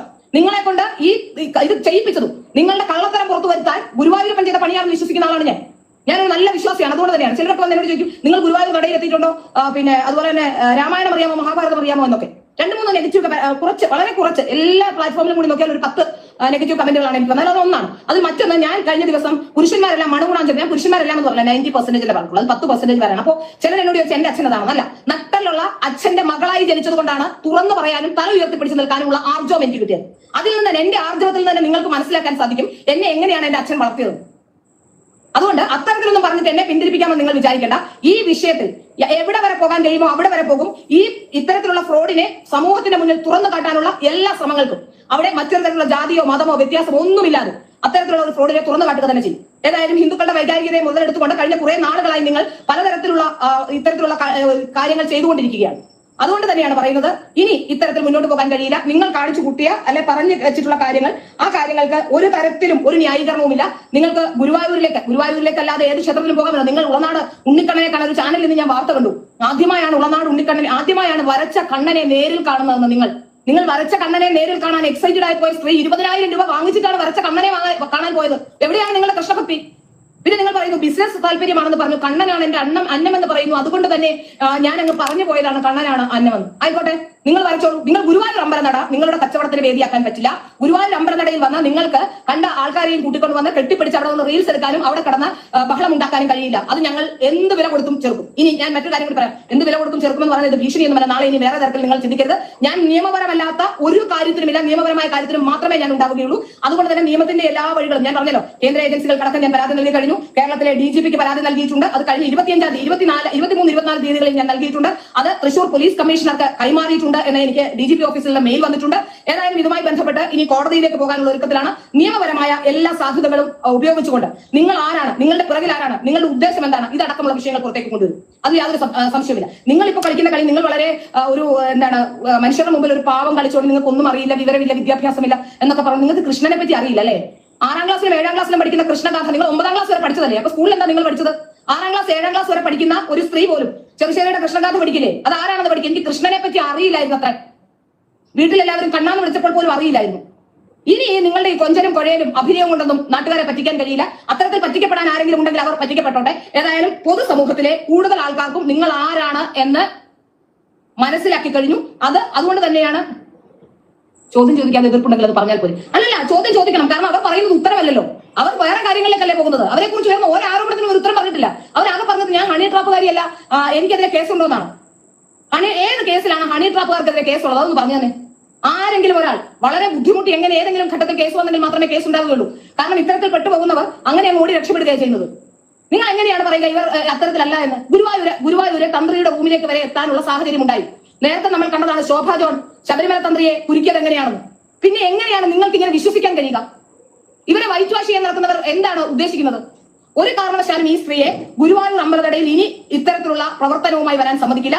നിങ്ങൾ ചിത്രം വരച്ചോളൂ. നിങ്ങളുടെ ചിത്രത്തിന് വലിയ സവിശേഷതയുണ്ടെന്ന് നിങ്ങൾ അവകാശപ്പെടുന്നു. പക്ഷെ ചിത്രം വരച്ചവരെ വാങ്ങിച്ചവരല്ല അവതാളത്തിലാണ് എന്ന കാര്യം അത് നിമിത്തമായി തന്നെ കാണണം. നമുക്കറിയാം ഹിന്ദുക്കൾ നിമിത്തത്തെ കുറിച്ച് വിശ്വസിക്കുന്ന ആൾക്കാരാണ്. മറ്റുള്ളവരെ കുറിച്ച് എനിക്ക് അത്ര അങ്ങനെ അറിയില്ല. പക്ഷേ നിങ്ങളുടെ പടം വാങ്ങിച്ചവരെല്ലാം ഇപ്പോൾ അപകടത്തിലാണ്. ആ ചിത്രങ്ങൾ എങ്ങനെയാണ് ഏതെങ്കിലും പൂജാമുറികളിലൊക്കെ വെച്ചിട്ടുണ്ടെങ്കിൽ അത് എന്താണ് ചെയ്യേണ്ടതെന്ന് ആരോടെങ്കിലും ചോദിച്ചു അതിനുള്ള മാർഗ്ഗങ്ങൾ ഈ ചിത്രം വാങ്ങിച്ചവർ ചെയ്യണമെന്നാണ് എനിക്ക് പറയാനുള്ളത്. കാരണം അത്തരത്തിൽ നിങ്ങൾ ഉഡായിപ്പിലൂടെ നിങ്ങൾ കള്ളത്തരത്തിലൂടെയുമാണ് ഇത്തരത്തിലുള്ള പ്രവർത്തനങ്ങൾ നടത്തുന്നത്. വൃത്തിയില്ലാത്ത രീതിയിൽ നിങ്ങൾ ചിത്രം വരയ്ക്കുന്നു എന്ന ആരോപണം ഉയർന്നിട്ടുണ്ട്. ഏതായാലും പൂജാമുറിയിലൊക്കെ വെച്ച് നമ്മൾ മാത്രമല്ല ഹിന്ദു ആചാരപ്രകാരം നമ്മൾ ഈ പൂർണ്ണതയില്ലാത്ത വിഗ്രഹങ്ങളോ എവിടെയെങ്കിലും പൊട്ടിയ വിഗ്രഹങ്ങളോ ഒന്നും ഉപയോഗിക്കാറില്ല. അത് ആരോടെങ്കിലും ജ്യോതിഷന്മാരോടോ അല്ലെങ്കിൽ അത്തരത്തിൽ പണ്ഡിതന്മാരോടോ ചോദിച്ചറിയും. പൂർണ്ണതയുള്ള പടങ്ങളും ചിത്രങ്ങളും വിഗ്രഹങ്ങളുമാണ് ഹിന്ദു ക്ഷേത്രങ്ങളിലും അതുപോലെ തന്നെ ഹിന്ദുവിന്റെ പൂജാമുറികളിലും ഒക്കെ വെക്കുന്നത്. നിങ്ങളുടെ ആ പടത്തെ സംബന്ധിച്ച് പോലും അത്തരത്തിലുള്ള ആരോപണം ഉണ്ടാകുന്നത്. ചിലരൊക്കെ എന്നോട് പറഞ്ഞാൽ ഇത് സംബന്ധിച്ച് കൂടുതൽ അവഗാഹം എനിക്കില്ല. ഞാനിതൊരു തോട്ട് പ്രോസസ്സായി നിങ്ങൾക്ക് ഇട്ടുതരുന്നതാണ്. ആർക്കെങ്കിലും ഇത് സംബന്ധിച്ച് എന്തെങ്കിലും ഉണ്ടെങ്കിൽ അതുമായി സംബന്ധിച്ച് നിങ്ങൾക്ക് സംസാരിക്കാവുന്നതാണ്. ഏതായാലും ഇനി അത്തരത്തിൽ നിങ്ങളുടെ ഈ കരച്ചിലും വിളിയും കൊണ്ടൊന്നും കാര്യമില്ല. ഞങ്ങൾ ചോദിച്ച ചോദ്യങ്ങൾക്ക് നിങ്ങൾ കൃത്യമായി ഉത്തരം പറയും. നിങ്ങൾ കേസുകൾ കൊടുത്തിട്ടുണ്ടോ? ആ കേസുകളിൽ നിങ്ങൾ മൊഴി മാറ്റിയിട്ടുണ്ടോ? കഴിഞ്ഞ കുറെ നാളുകളായി നിങ്ങൾ ആരെയാണ് പറ്റിക്കാൻ ശ്രമിക്കുന്നത്? നിങ്ങളുടെ പിറകിൽ ആരാണ്? നിങ്ങൾ ഇപ്പോൾ പറയുന്ന നിങ്ങളെ ഹിന്ദുക്കൾ പടം വരച്ചത് കൊണ്ട് ആരും ആക്രമിച്ചിട്ടില്ല. മുസ്ലിങ്ങളെയും നിങ്ങളെ ആക്രമിച്ചിട്ടില്ല. ഏത് മുസ്ലിങ്ങളാണ് നിങ്ങളെ ആക്രമിച്ചിട്ടുള്ളത്? ഞാൻ കണ്ടിട്ടില്ല നിങ്ങളെ ആരും മുസ്ലിങ്ങൾ ആക്രമിക്കുന്നത്. അപ്പോ നിങ്ങൾ ഒരു കാര്യം ചെയ്യേണ്ടത്, നിങ്ങൾ ഇഷ്ടംപോലെ മുസ്ലിംസ് ഇവിടെ ശബരിമലയിൽ കച്ചവടം നടത്തുകയും ഗുരുവായൂർ കച്ചവടം നടത്തുകയും ഒക്കെ ചെയ്യുന്നവരുണ്ട്. അവർക്ക് ആർക്കും ഇല്ലാത്ത പ്രശ്നം നിങ്ങൾക്ക് മാത്രം ഉണ്ടായി എന്നാണ് നിങ്ങൾ പറയുന്നത്. ഏതായാലും നിങ്ങളുടെ ഇപ്പോഴത്തെ ഈ പറഞ്ഞ ചോദ്യങ്ങൾക്കൊക്കെ നിങ്ങൾ ഉത്തരം പറയൂ. നിങ്ങൾ എന്തിനാണ് കേക്കുമായി അവിടെ പോയത്? കേക്ക് കട്ട് ചെയ്തത് എന്തിനാണ്? ആരുടെ തിരക്കഥയാണ് അവിടെ കേക്ക് കട്ട് ചെയ്യാൻ നിങ്ങളെ അവിടുത്തെ ആചാര ലംഘനം നടത്താൻ നിങ്ങളെ പ്രേരിപ്പിച്ചത്? അതുപോലെ തന്നെ നിങ്ങൾ എന്തിനാണ് അവിടെ പോയി ഒരു ഭക്തയായ സ്ത്രീയോട് ക്ഷേത്രത്തിൽ എത്തുന്നത് കള്ളനായാലും കൊള്ളക്കാരനായാലും ആരായാലും അവരോട് വഴക്കിടാൻ ആർക്കും അവകാശമില്ല. ക്ഷേത്രത്തിൽ നിന്ന് ഒരു തന്ത്രിയെ പിടിച്ചുകൊണ്ട് പോലീസ് പോയത് കഴിഞ്ഞിടയ്ക്ക് വലിയ വിവാദം ഉണ്ടാക്കിയതാണ്. അതുകൊണ്ടാണ് പറയുന്നത് ആ ക്ഷേത്രത്തിൽ ഒരു സ്ത്രീ നിങ്ങളുടെ ഫേസ്ബുക്കിൽ ഒരു കമന്റ് ഇട്ടു. കമന്റ് ഇട്ടെങ്കിൽ ആ കമന്റ് ഇട്ട സ്ത്രീയുടെ വീട്ടിലോ അവരെ തിരക്കി പിടിച്ചോ പോയി വഴക്കുണ്ടാക്കണം. അതിന് ക്ഷേത്രനടയല്ല ഉപയോഗിക്കേണ്ടത്. അതും അന്ന് ഏറ്റവും കൂടുതൽ ആൾക്കാർ വരുന്ന ജന്മാഷ്ടമി ദിവസം, ആ ദിവസം ആ സ്ത്രീ കൂടി 4 പേരെ സംഘടിപ്പിച്ചുകൊണ്ട് വന്ന് അവിടെ നിങ്ങളോട് എതിർക്കാൻ വന്നിരുന്നുവെങ്കിൽ എന്താകുമായിരുന്നു ഗുരുവായൂരിന്റെ അവസ്ഥ? യഥാർത്ഥത്തിൽ ആ സമയത്തെ സംയമനത്തോടെ ആ സമയത്ത് കൃത്യമായി തന്നെ ഞാൻ ആ സമയത്ത് ഗുരുവായൂർ ടെമ്പിൾ പോലീസ് സ്റ്റേഷനിലേക്ക് വിളിച്ചിട്ടുണ്ട്. ആർക്കെങ്കിലും സംശയം ഉണ്ടെങ്കിൽ ക്രോസ് ചെക്ക് ചെയ്യാവുന്നതാണ്. അവിടെ ഒരു പ്രശ്നം ഉണ്ടാകരുത്, ഞങ്ങളുടെ ക്ഷേത്രത്തിൽ അങ്ങനെ ഒരു പ്രശ്നം ഉണ്ടാകരുത് എന്നുള്ളത് കൊണ്ടാണ് അപ്പോൾ ഞങ്ങൾ വിളിച്ചത്.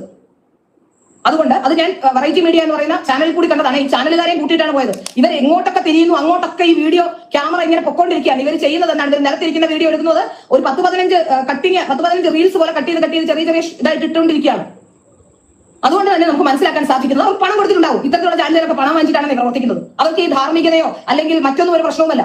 പണമാണ് അവരുടെ പ്രധാന ലക്ഷ്യം. പണവും റീച്ചും. പണം കൊടുത്തിട്ടായിരിക്കും അവരെ വിളിച്ചുകൊണ്ട് പോയത്. ഗുരുവായൂരിലേക്ക് കൊണ്ടുപോയി എനിക്ക് തോന്നുന്നു എറണാകുളത്ത് നിന്ന് കുറെ ആൾക്കാർ ഇവരുടെ വണ്ടിയിൽ കയറി പോയി എന്നാണ് മനസ്സിലാക്കാൻ സാധിക്കുന്നത്. മാത്രമല്ല കുറെ സ്ത്രീകളെ പൊട്ടുതൊട്ടതും ഒക്കെ ചില സ്ത്രീകളെ ഇവർ കൊണ്ടുവന്നു. ഇതെല്ലാം കറക്റ്റ് കമ്പനിയാണ്. കാരണം ഇവരുടെ കൂടെയുള്ള ആ സ്ത്രീയെ സംബന്ധിച്ചുള്ള വിവരങ്ങളൊക്കെ നമുക്ക് ലഭ്യമായിട്ടുണ്ട്. അത് ഇയാളുടെ അമ്മയാണെന്നാണ് പറയുന്നത്. കൂടെ നടക്കുന്ന അസ്മാദിയുടെ അമ്മയാണെന്നാണ് പറയുന്നത്. ഏതായാലും അവരെ സംബന്ധിച്ചുള്ള വിവരങ്ങൾ നമുക്ക് അവരുടെ തൊട്ട അയൽവാസി നമുക്ക് വിവരങ്ങൾ തന്നിട്ടുണ്ട്. കാരണം എല്ലാവർക്കും ഈ ഒരു കറക്റ്റ് കമ്പനി വലിയ ശല്യമാണ് എന്നാണ് അതിന്റെ അർത്ഥം. നമ്മളിപ്പോ ഫേസ്ബുക്കിൽ ലൈവ് ഇടുമ്പോൾ ആ ലൈവിലേക്കും അവിടേക്കും ഒക്കെ ആൾക്കാർ വന്ന ഇവരെ കുറിച്ച് ഇവരുടെ വീടിനടുത്തും മറ്റുള്ള സ്ഥലങ്ങളിൽ നിന്നും ഒക്കെ ആൾക്കാർ വന്ന് നമ്മളോട് സംസാരിക്കുന്നുണ്ടെങ്കിൽ ഇവർ അത്രത്തോളം ശല്യം അവിടെ ഉണ്ടാക്കുന്നുണ്ട് എന്നുള്ളതാണ് അർത്ഥം. അത്രത്തോളം ഫ്രോഡുകളാണ് ഇവരെന്നാണ് അതിന്റെ അർത്ഥം.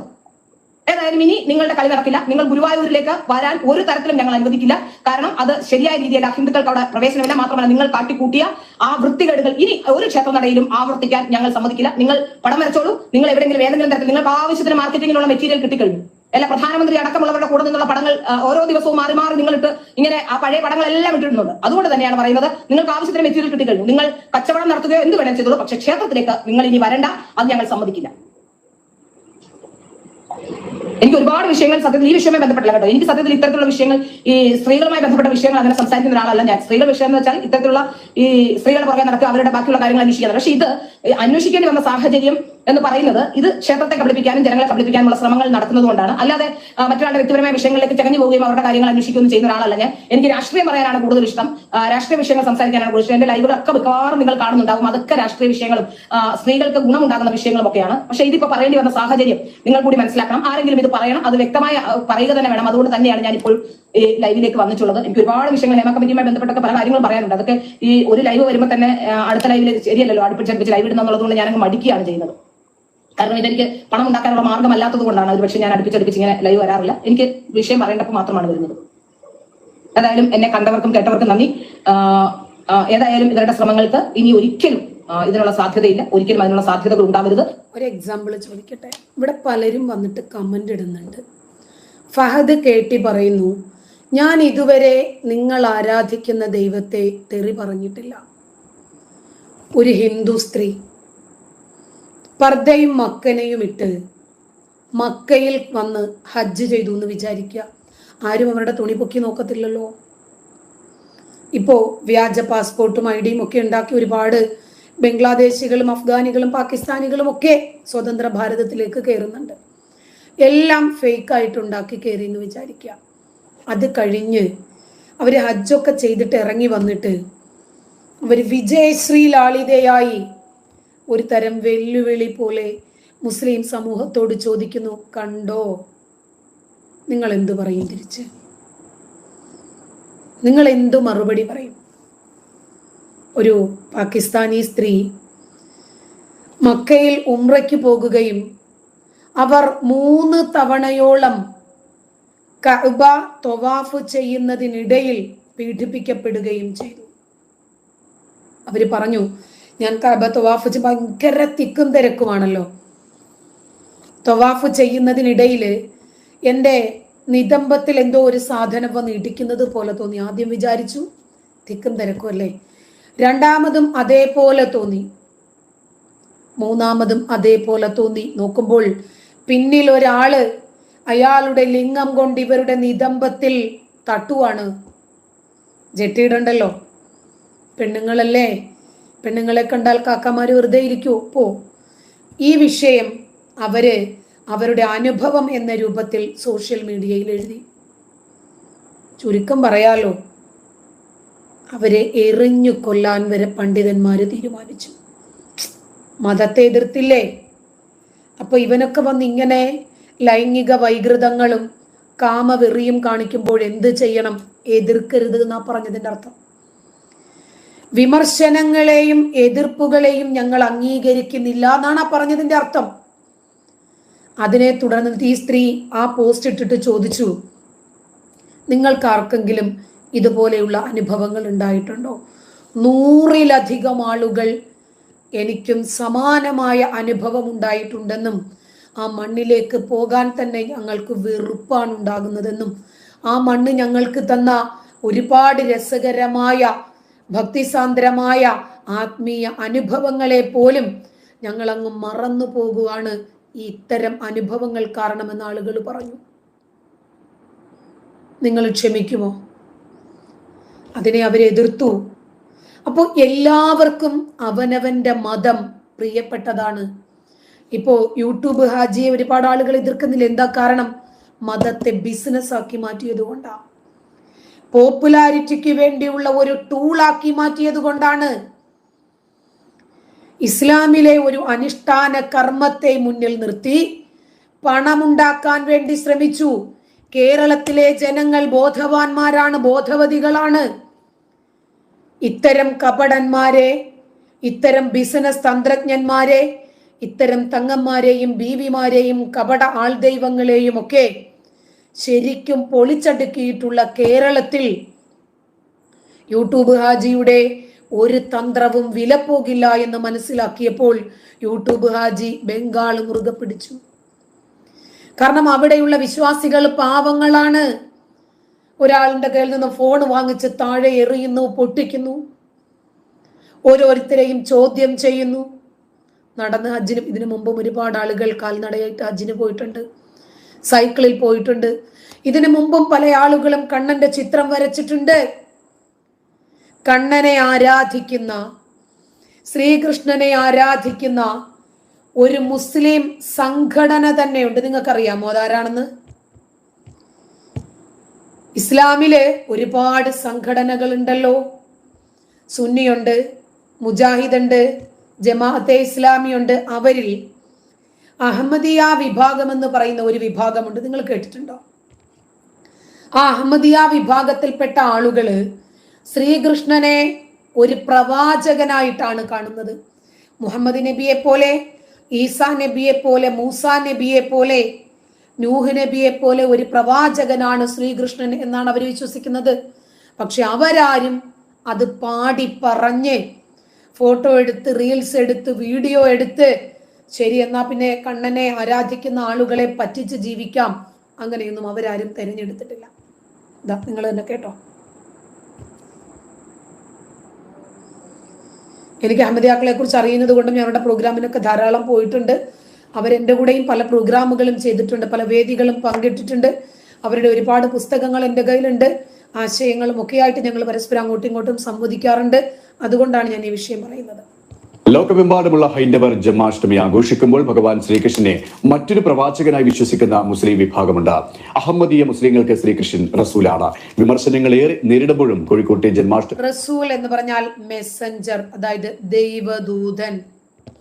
ആഘോഷങ്ങളോട് ഇവർ സഹകരിച്ചു വരുന്നു. അഷ്ഹദു അല്ലാ ഇലാഹ ഇല്ലല്ലാഹ് അഷ്ഹദു അന്ന മുഹമ്മദർ റസൂലുള്ളാഹ്. ക്ഷേത്രങ്ങളിലും ബാലഗോകുലങ്ങളിലും ജന്മാഷ്ടമി ആഘോഷങ്ങൾ തകൃതിയായി നടക്കുകയാണ്. കോഴിക്കോട്ടെ ജന്മാഷ്ടമി ആഘോഷങ്ങളോട് സഹകരിക്കുകയും സ്വാഗതം ചെയ്യുകയും ചെയ്യുന്ന കോഴിക്കോട്ടെ മുസ്ലിങ്ങളിലെ വിഭാഗമാണ് അഹമ്മദിയ. ഭഗവാൻ ശ്രീകൃഷ്ണനെ റസൂൽ അഥവാ ദൈവദൂതൻ എന്നാണ് ഇവർ വിശ്വസിച്ചു പോരുന്നത്. അഷ്ഹദു അല്ലാ ഇലാഹ ഇല്ലല്ലാഹ്. 19-ാം നൂറ്റാണ്ടിന്റെ അന്ത്യത്തിൽ ഇന്ത്യയിൽ രൂപം കൊണ്ട ഒരു മതവിഭാഗമാണ് അഹമ്മദിയ. മിർസ ഗുലാം അഹമ്മദാണ് അഹമ്മദീയ പ്രസ്ഥാനത്തിന്റെ സ്ഥാപകൻ. പരമ്പരാഗതമായ ചില ഇസ്ലാമിക വിശ്വാസങ്ങളോട് വിരുദ്ധവും വിശാലവുമായ ചില കാഴ്ചപ്പാടുകൾ അഹമ്മദിയാക്കൾ പിന്തുടരുന്നുണ്ട്. അഹമ്മദീയ മുസ്ലിങ്ങൾ ശ്രീകൃഷ്ണൻ മറ്റൊരു പ്രവാചകനാണെന്ന് വിശ്വസിക്കുന്നു. മുഹമ്മദ് നബി സല്ലല്ലാഹു അലൈഹി വസല്ലം 1400 വർഷങ്ങൾക്ക് മുമ്പ് ശ്രീകൃഷ്ണനെ കുറിച്ച് പറയുകയുണ്ടായി. കാനഫിൽ ഹിന്ദി നബിയുൻ അസ്വദുൽ ലൗനി ഇസ്മുഹു കാഹിന. ഇന്ത്യയിൽ കാർവർണ്ണനായ ഒരു പ്രവാചകൻ വന്നിട്ടുണ്ട്. അദ്ദേഹത്തിന്റെ പേര് കാഹിന അല്ലെങ്കിൽ കനയ്യ, കണ്ണൻ എന്നായിരുന്നു. അപ്പോൾ മുഹമ്മദ് നബിയുടെ ഈ അധ്യാപനം അനുസരിച്ചുകൊണ്ട് ഞങ്ങൾ വിശ്വസിച്ചിരിക്കുന്നത് മറ്റെല്ലാ പ്രവാചകന്മാരെയും പോലെ, അതായത് മോസസിനെ, ജീസസിനെ, മുഹമ്മദ് നബി സല്ലല്ലാഹു അലൈഹി വസല്ലം, അബ്രഹാം എന്നുപോലുള്ള കൺഫ്യൂഷ്യസ്, സ്വരാഷ്ട്ര പോലെ ഈ ഭാരതത്തിൽ വന്ന ഭാരതത്തിന് യഥാർത്ഥ ദൈവവിശ്വാസം പഠിപ്പിച്ചു കൊടുക്കുന്നതിനും മനുഷ്യരെ സ്നേഹത്തിലും സാഹോദര്യത്തിലും ഒരുമിച്ച് കൂട്ടുന്നതിനും വേണ്ടി ഭാരതത്തിൽ അവതീർണരായ പുണ്യപുരുഷനായിരുന്നു, പ്രവാചകനായിരുന്നു ശ്രീകൃഷ്ണൻ എന്നുള്ളതാണ്. ഇത്തരം വിശാലമായ സങ്കല്പങ്ങൾ മൂലം ഇവർക്കെതിരെയുള്ള വിമർശനവും വലുതാണ്. പക്ഷേ സങ്കുചിതമായ വിമർശനങ്ങളെക്കാൾ വലുതാണ് യാഥാർത്ഥ്യമെന്ന് ഇവർ ഉറച്ചു വിശ്വസിക്കുന്നു. ഈ ഒരു വിശ്വാസത്തെ സംബന്ധിച്ച് മറ്റുള്ളവരിൽ അങ്ങനെ വിമർശനങ്ങൾ ഉണ്ടാവാറുണ്ട്, പ്രത്യേകിച്ച് ഒരു അന്യ സമുദായത്തിൽപ്പെട്ട ആളെ പ്രവാചകനായി വിശ്വസിക്കുന്നു എന്നുള്ളത്. വിശുദ്ധ ഖുർആന്റെ ഒരു അധ്യാപനം എന്ന് പറയുന്നത് എല്ലാ പ്രവാചകന്മാരിൽ വിശ്വസിക്കുമ്പോൾ മാത്രമാണ് ഒരാൾ യഥാർത്ഥത്തിൽ മുസ്ലിമായി തീരുക എന്നുള്ളതാണ്. അപ്പൊ തീർച്ചയായിട്ടും ഞങ്ങൾ വിശ്വസിക്കുന്നത് ശ്രീകൃഷ്ണനിലും ശ്രീരാമനിലും കൂടി വിശ്വസിക്കുമ്പോൾ മാത്രമേ ഒരാൾ യഥാർത്ഥത്തിൽ മുസ്ലിമായി തീരുകയുള്ളൂ എന്നുള്ളതാണ്. കടുത്ത വിമർശനങ്ങൾ ഏറ്റുവാങ്ങുമ്പോഴും കോഴിക്കോട് നടക്കുന്ന ജന്മാഷ്ടമി ആഘോഷം അവരുടെ വിശ്വാസങ്ങളുമായിട്ട് മുന്നോട്ട് പോകുന്നു. അതിനാരും എതിരല്ല. ജമാഅത്തെ ഇസ്ലാമിക്ക് അവരുടെ വിശ്വാസം, മുജാഹിദിന് അവരുടെ വിശ്വാസം, സുന്നികൾക്ക് അവരുടെ വിശ്വാസം, അഹമ്മദിയാക്കൾക്ക് അവരുടെ വിശ്വാസം, ഇതൊന്നും ഇവരാരും വിൽപ്പന ചരക്കാക്കി മാറ്റുന്നില്ല. പ്രത്യേകിച്ച് നമ്മൾ ഒരു മതത്തിൽ നിൽക്കുന്നു, ആ മതത്തിന്റെ അടിസ്ഥാന തത്വം എന്താണ് എന്ന് അംഗീകരിച്ച് അതിൽ വിശ്വസിച്ച് നമ്മൾ നിൽക്കുമ്പോൾ അങ്ങനെ നിൽക്കണം. ഞാൻ നമസ്കരിക്കുന്നു, നോമ്പ് പിടിക്കുന്നു, സക്കാത്ത് കൊടുക്കുന്നു, തലയിൽ തട്ടമിടുന്നു, ഇസ്ലാമു തന്നെയാണ്, മുസ്ലിമു തന്നെയാണ്, ഇൻഷാ അല്ലാ മാഷാ അല്ലാ, ഇത് പറയുക മാത്രമല്ല അവർ ഇസ്ലാം മതവിശ്വാസിയാണ്. അള്ളാഹുവിനെ ആരാധിക്കുകയും അള്ളാഹുവിനെ ആരാധിക്കുന്ന ഒരു വിശ്വാസിയുടെ അടിസ്ഥാന വിശ്വാസം എന്താ? അള്ളാഹുവേ, നിന്നെ മാത്രമേ ഞാൻ ആരാധിക്കൂ, നിന്നോട് മാത്രമേ ഞാൻ സഹായം തേടൂ. ഇയ്യാക നഅ്ബുദു വ ഇയ്യാക നസ്തഈൻ. ഇതാണ് ഇസ്ലാം പഠിപ്പിക്കുന്നത്. ഓരോ ദിവസവും തുടിക്കുന്ന ഹൃദയത്തിന് മുകളിൽ കൈവച്ച് ഓരോ മുസ്ലിമും പറയുന്ന 17 തവണ പറയുന്ന വാചകമാണിത്. ഒരു ദിവസം അല്ലാഹുവേ, നിന്നെ മാത്രമേ ഞാൻ ആരാധിക്കൂ എന്ന് പറഞ്ഞ് പ്രതിജ്ഞ എടുക്കുന്ന ഈ സ്ത്രീ, ഇവർ നമസ്കരിക്കുമെന്നും ഇസ്ലാം മതവിശ്വാസിയാണെന്നും പറയുന്നത് ശരിയാണെങ്കിൽ ഇവർക്ക് എങ്ങനെയാണ് കണ്ണനെ ആരാധിക്കാൻ പറ്റുന്നത്?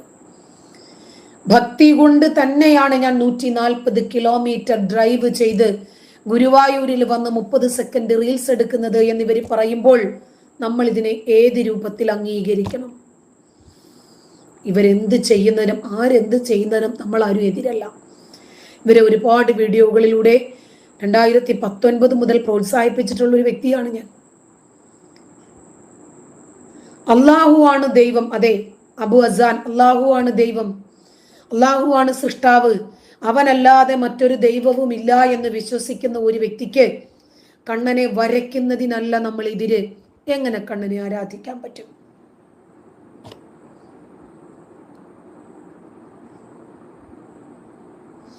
എങ്ങനെ അങ്ങനത്തെ കാപഠ്യം ചെയ്യാൻ കഴിയും? അപ്പോൾ ഒരു വിഭാഗം ഹിന്ദുക്കളെ പറ്റിച്ച് ജീവിക്കുവാണ് എന്ന് നമുക്ക് തുറന്നു പറയേണ്ടി വരുന്നതാണ്. ഇനി അതല്ലെങ്കിൽ അവരെന്താണെന്ന് വെച്ചാൽ അതിന് വേണ്ടുന്ന മാർഗം സ്വീകരിക്കട്ടെ. എല്ലാവരും കൂടി എന്നെ ആക്രമിക്കുന്നു എന്ന് പറഞ്ഞിട്ട് കരഞ്ഞ് സമൂഹത്തിന്റെ സിമ്പതി പിടിച്ചു പറ്റിയത് കൊണ്ട് കാര്യമില്ല. ഇനിയേറ്റം ഇവർ സൂയിസൈഡ് ചെയ്യുമ്പോഴും ചെയ്തതിന് ശേഷവും വരെ ഇവരെ പ്രോത്സാഹിപ്പിച്ചിരുന്ന ഒരു വ്യക്തിയാണ് ഞാൻ. ഇവരെ പിന്തുണച്ചിരുന്ന ഒരു വ്യക്തിയാണ് ഞാൻ. ഇവരുടെ തലക്കനം എനിക്ക് നന്നായിട്ട് ഞാൻ ഒരിക്കലും ഒരാളെയും അങ്ങോട്ട് കയറി പരിചയപ്പെടാനോ അതല്ലെങ്കിൽ അങ്ങോട്ട് വന്നിട്ട് നിങ്ങൾ ഒരു ഇന്റർവ്യൂ എടുത്തോട്ടെ, ഞാൻ അങ്ങനെ ഒന്നും പോകുന്ന ഒരാളല്ല. എനിക്ക് പറയാനുള്ളത് ഞാൻ എൻ്റെ ചാനലിൽ പറയും. ആരെങ്കിലും എന്തെങ്കിലും പ്രോഗ്രാമിന് വിളിച്ചാൽ പോലും എനിക്ക് പറയാനുള്ളത് ഞാൻ ഇതിനകത്ത് പറയാനാണ് താല്പര്യം. ഒന്നാമത് യാത്ര ബുദ്ധിമുട്ടാണ്, ആരോഗ്യ പ്രശ്നങ്ങളുണ്ട്, അതുകൊണ്ട് വലിയ ബുദ്ധിമുട്ടാണ് എന്ന് അറിയുന്നത് കൊണ്ട് തന്നെ ഞാൻ കഴിവതും പ്രോഗ്രാമുകളിൽ നിന്നും വിട്ടു നിൽക്കാറാണ് പതിവിന്. ഒരു വർഷത്തിൽ 2 പ്രോഗ്രാം ചെയ്യും, അത്ര മാത്രമേ ഞാൻ ചെയ്യാറുള്ളൂ. അപ്പോൾ എനിക്ക് പറയാനുള്ളത് ഞാൻ ഇതിനകത്തൂടെ പറയാറുണ്ട്. ഇത് മാത്രമേ എൻ്റെ ആശയ പ്രചരണത്തിനുള്ളൂ. അപ്പോൾ ഇതിലൂടെ ഞാൻ ഇവർക്ക് പിന്തുണ പ്രഖ്യാപിച്ചാളാം. ഇവർ ആത്മഹത്യ ചെയ്യാൻ ശ്രമിച്ചതു മുതൽ ആശുപത്രിയിൽ കിടക്കുമ്പോഴും ഇവർ ആത്മഹത്യയിൽ നിന്നും തിരിച്ചു വന്നതിന് ശേഷവും ഞാൻ ഇവർക്ക് പിന്തുണ പ്രഖ്യാപിച്ചിട്ടുണ്ട്. അപ്പൊ ഇവരുടെ യഥാർത്ഥ അവസ്ഥ എന്താണ് എന്ന് അറിയാമല്ലോ. ഇവർ ആശുപത്രിയിലാണെന്ന് പറഞ്ഞു, ശരി, എന്താണെന്ന് അറിയാമെന്ന് വിചാരിച്ചിട്ട് ഇവര് കണ്ണന്റെ ചിത്രം വിൽക്കാൻ വേണ്ടിയിട്ട് ഒരു മൊബൈൽ നമ്പർ പ്രൊവൈഡ് ചെയ്തിട്ടുണ്ടായിരുന്നു, പബ്ലിഷ് ചെയ്തു. അതിനകത്തൂടെ ഞാൻ ജാമിദ ആണ് എന്ന് പറഞ്ഞിട്ട് നിങ്ങൾക്കിപ്പോൾ എങ്ങനെയുണ്ട്, സുഖമാണോ എന്ന് ചോദിച്ചു. ഡബിൾ ടിക്ക് വന്നിട്ടുണ്ട്. അപ്പോൾ എനിക്ക് പിന്നെയും മനസ്സിലായി ഞാൻ ജാമിദ ആണ് എന്ന് പറഞ്ഞപ്പോൾ എൻ്റെ പ്രൊഫൈൽ നോക്കിയാൽ തന്നെ ഇവർക്ക് മനസ്സിലാകും. അപ്പോൾ ഇവര് നാളിതുവരെ ഇവർ റെസ്പോണ്ട് ചെയ്തിട്ടില്ല. എൻ്റെ അർത്ഥം എന്നോട് ഇവർക്ക് എത്രമാത്രം പകയുണ്ടാകുമെന്നുള്ളതാണ്. കാരണം ഇസ്ലാം മതത്തെ വിമർശിക്കുന്നല്ലോ. ഇപ്പം എനിക്ക് ബോധ്യപ്പെട്ടു. ഞാൻ 1-2 പേരുമായി ഈ വിഷയം ചർച്ച ചെയ്യുകയും ചെയ്തപ്പോൾ ഇസ്ലാം മതത്തെ ഇവർ അങ്ങേയറ്റം അനുധാവനം ചെയ്യുന്നുണ്ട്. അപ്പോൾ ഇവരുടെ കൃഷ്ണഭക്തി എന്ന് പറയുന്നത് കാപഠ്യമാണ്. ഇപ്പോൾ മുജാഹിദ് ബാലുശ്ശേരിക്ക് പോലും ഞാനൊരു മെസ്സേജ് അയച്ചാൽ ഉറപ്പായിട്ടും അദ്ദേഹം എനിക്ക് റെസ്പോണ്ട് ചെയ്യും. ഹനീഫ് കായ്ക്കൂടി എൻ്റെ അധ്യാപകനാണ്, വലിയ സംവാദകനാണ്. ഒന്നും വേണ്ട, നവാസ് മന്നാനി, അദ്ദേഹത്തെയാണ് കഴിഞ്ഞ ദിവസം ഈ വയനാട് ദുരന്തമുണ്ടായ സമയത്ത് ആർമിക്കാരെ നിങ്ങൾ അങ്ങനെ പറഞ്ഞിരുന്നോ എന്ന് ചോദിച്ചിട്ട് ഞാൻ വിളിച്ചത്. ഇവർക്കൊക്കെ എന്നോട് പകയില്ല, ആശയത്തോടായിരിക്കും ഇവർക്കൊക്കെ വിരോധമുള്ളത്. എൻ്റെ ആശയം, എൻ്റെ നിലപാടുകൾ, എൻ്റെ വിമർശനങ്ങൾ അവർ സ്നേഹിക്കുന്ന ഒരു മതത്തിനെതിരായതുകൊണ്ട് അതിനെ അവർ വിമർശിക്കാൻ സാധ്യതയുണ്ട്. അപ്പൊ ഈ ജസ്ന ഞാൻ അയച്ച മെസ്സേജിന് റെസ്പോണ്ട് ചെയ്യാതായപ്പോൾ എനിക്ക് ഉറപ്പായി, കാരണം ഇവർക്ക് എന്നോട് അങ്ങേയറ്റം വിരോധം. കണ്ണനെ ആരാധിക്കുകയും വിശ്വസിക്കുകയും ചെയ്യുന്ന ഒരു വ്യക്തിയാണെങ്കിൽ അവർക്ക് എങ്ങനെയാണ് എന്നോട് ഇത്രയധികം വിരോധം തോന്നുന്നത്? തന്നെയുമല്ല, ഞാൻ അവരെ പ്രൊമോട്ട് ചെയ്തിരിക്കുന്ന ആളുകൂടിയാണ്. CR7 എന്നും വന്നിട്ടേ കുറേ നബിയുടെ സുന്നത്താക്കപ്പെട്ട തെറിയും പറഞ്ഞിട്ട് അങ്ങ് പോകും. CR7 തോന്നുന്നത് പോലെ കമന്റ് ചെയ്യാനേ നിന്റെ തന്തയുടെ ചാനലിൽ പോണം. ഞങ്ങൾ തോന്നുന്നത് പോലെ കമന്റ് ചെയ്യുമെന്ന് നിന്റെ തന്തയുടെ ചാനലിൽ പോയി ചേടാ. എൻ്റെ ചാനലിൽ നീ കമന്റ് ചെയ്യണ്ട എന്ന് ഞാൻ തീരുമാനിച്ച നീ എന്തോ ചെയ്യും? ചെയ്യില്ല, ചെയ്യാൻ നിനക്ക് പറ്റില്ല. ഞാൻ നിന്നെ പെർമനന്റ് ആയിട്ട് ഔട്ടാക്കി.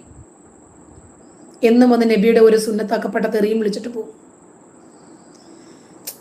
ബ്ലോക്ക് ചെയ്യണ്ടെന്ന് വിചാരിച്ചിട്ട് ഞാൻ ഇന്ന് ഇവനെ വെറുതെ വിടും. ഇന്നും ഇവൻ വന്നൊരു മുട്ടൻ ചീത്തയുമായിട്ട്. ഇവന്റെ ചീത്ത വിളി കേൾക്കാൻ വേണ്ടി ഞാൻ ഈ കമന്റ് ബോക്സ് തുറന്നു വെക്കേണ്ട കാര്യം എന്താ? അതുകൊണ്ട് അവൻ അള്ളാഹു കുക്കുംബർ എന്ന് പറഞ്ഞിട്ടല്ലേ ഹിന്ദു എക്സ്പേർട്ട് അവിടെ പോയി ഇരിക്കട്ടെ അല്ലേ? അതെ, അതാണ് നല്ലത്. അപ്പൊ ഈ സ്ത്രീക്ക് എന്നോടുള്ള ഒരു വിരോധം എത്രമാത്രം ഞാനവിടെ പോകാനോ അവരെ സന്ദർശിക്കാനോ ഒന്നുമല്ല. ഒരു ഹോസ്പിറ്റലൈസ്ഡ് ആയി, അവരെ ബേബി മെമ്മോറിയലിലാക്കിയെന്ന് പറഞ്ഞു. അപ്പൊ ഞാന് ഏതോ ചാനലുകാരോട് വിളിച്ച് ഞങ്ങൾ പരസ്പരം അങ്ങോട്ടും ഇങ്ങോട്ടും സംസാരിച്ചിരുന്നു. കർമ്മ ന്യൂസിലെ മാത്യു സാറ്, ഞാനും വിൻസെന്റ് മാത്യുവും കൂടെ കുറേ സമയം സംസാരിച്ചപ്പോൾ മാത്യു സാറ് പറഞ്ഞു, അയ്യോ അവരുടെ അവസ്ഥ എന്താണെന്ന് അറിയില്ലല്ലോ ടീച്ചർ. അപ്പം ഞാൻ പറഞ്ഞു, ബേബി മെമ്മോറിയൽ ആണെന്ന് തോന്നുന്നു, എനിക്കറിയില്ല, ഇങ്ങനെയാണ് അറിയാൻ കഴിഞ്ഞത്. അപ്പോഴാണ് ഞാനിവരെ വാട്സപ്പ് കോളിൽ വിളിക്കുന്നത്, ഇവർക്കൊരു മെസ്സേജ് അയക്കുന്നത്. നാളിതുവരെ അവരെൻ്റെ മെസ്സേജ് കണ്ടിട്ടില്ല എന്ന് പറയാൻ പറ്റുമോ നമുക്ക്? അവർക്ക് കണ്ണൻ്റെ ചിത്രം വാങ്ങിച്ച് അവർക്ക് അതിലേക്കാണ് എല്ലാവരും മെസ്സേജ് അയക്കുന്നത്. Voice call from Sri Lipi Lai 1. അവർക്ക് അങ്ങോട്ട് മെസ്സേജ് അയച്ച് അതിനകത്താണ് അവർക്ക് പൈസ വരുന്നതിന്റെ സ്ക്രീൻഷോട്ടുകൾ വരുന്നത്, അഡ്വാൻസ്. അപ്പൊ അവര് കാണാത്തത് കൊണ്ടല്ല. അപ്പൊ അവര് ഒരു തികഞ്ഞ ഇസ്ലാം മതവിശ്വാസിയാണ്. അപ്പൊ അവരുടെ കാപഠ്യം എന്താണ് എന്ന് വ്യക്തമായിട്ടും എനിക്ക് മനസ്സിലായി.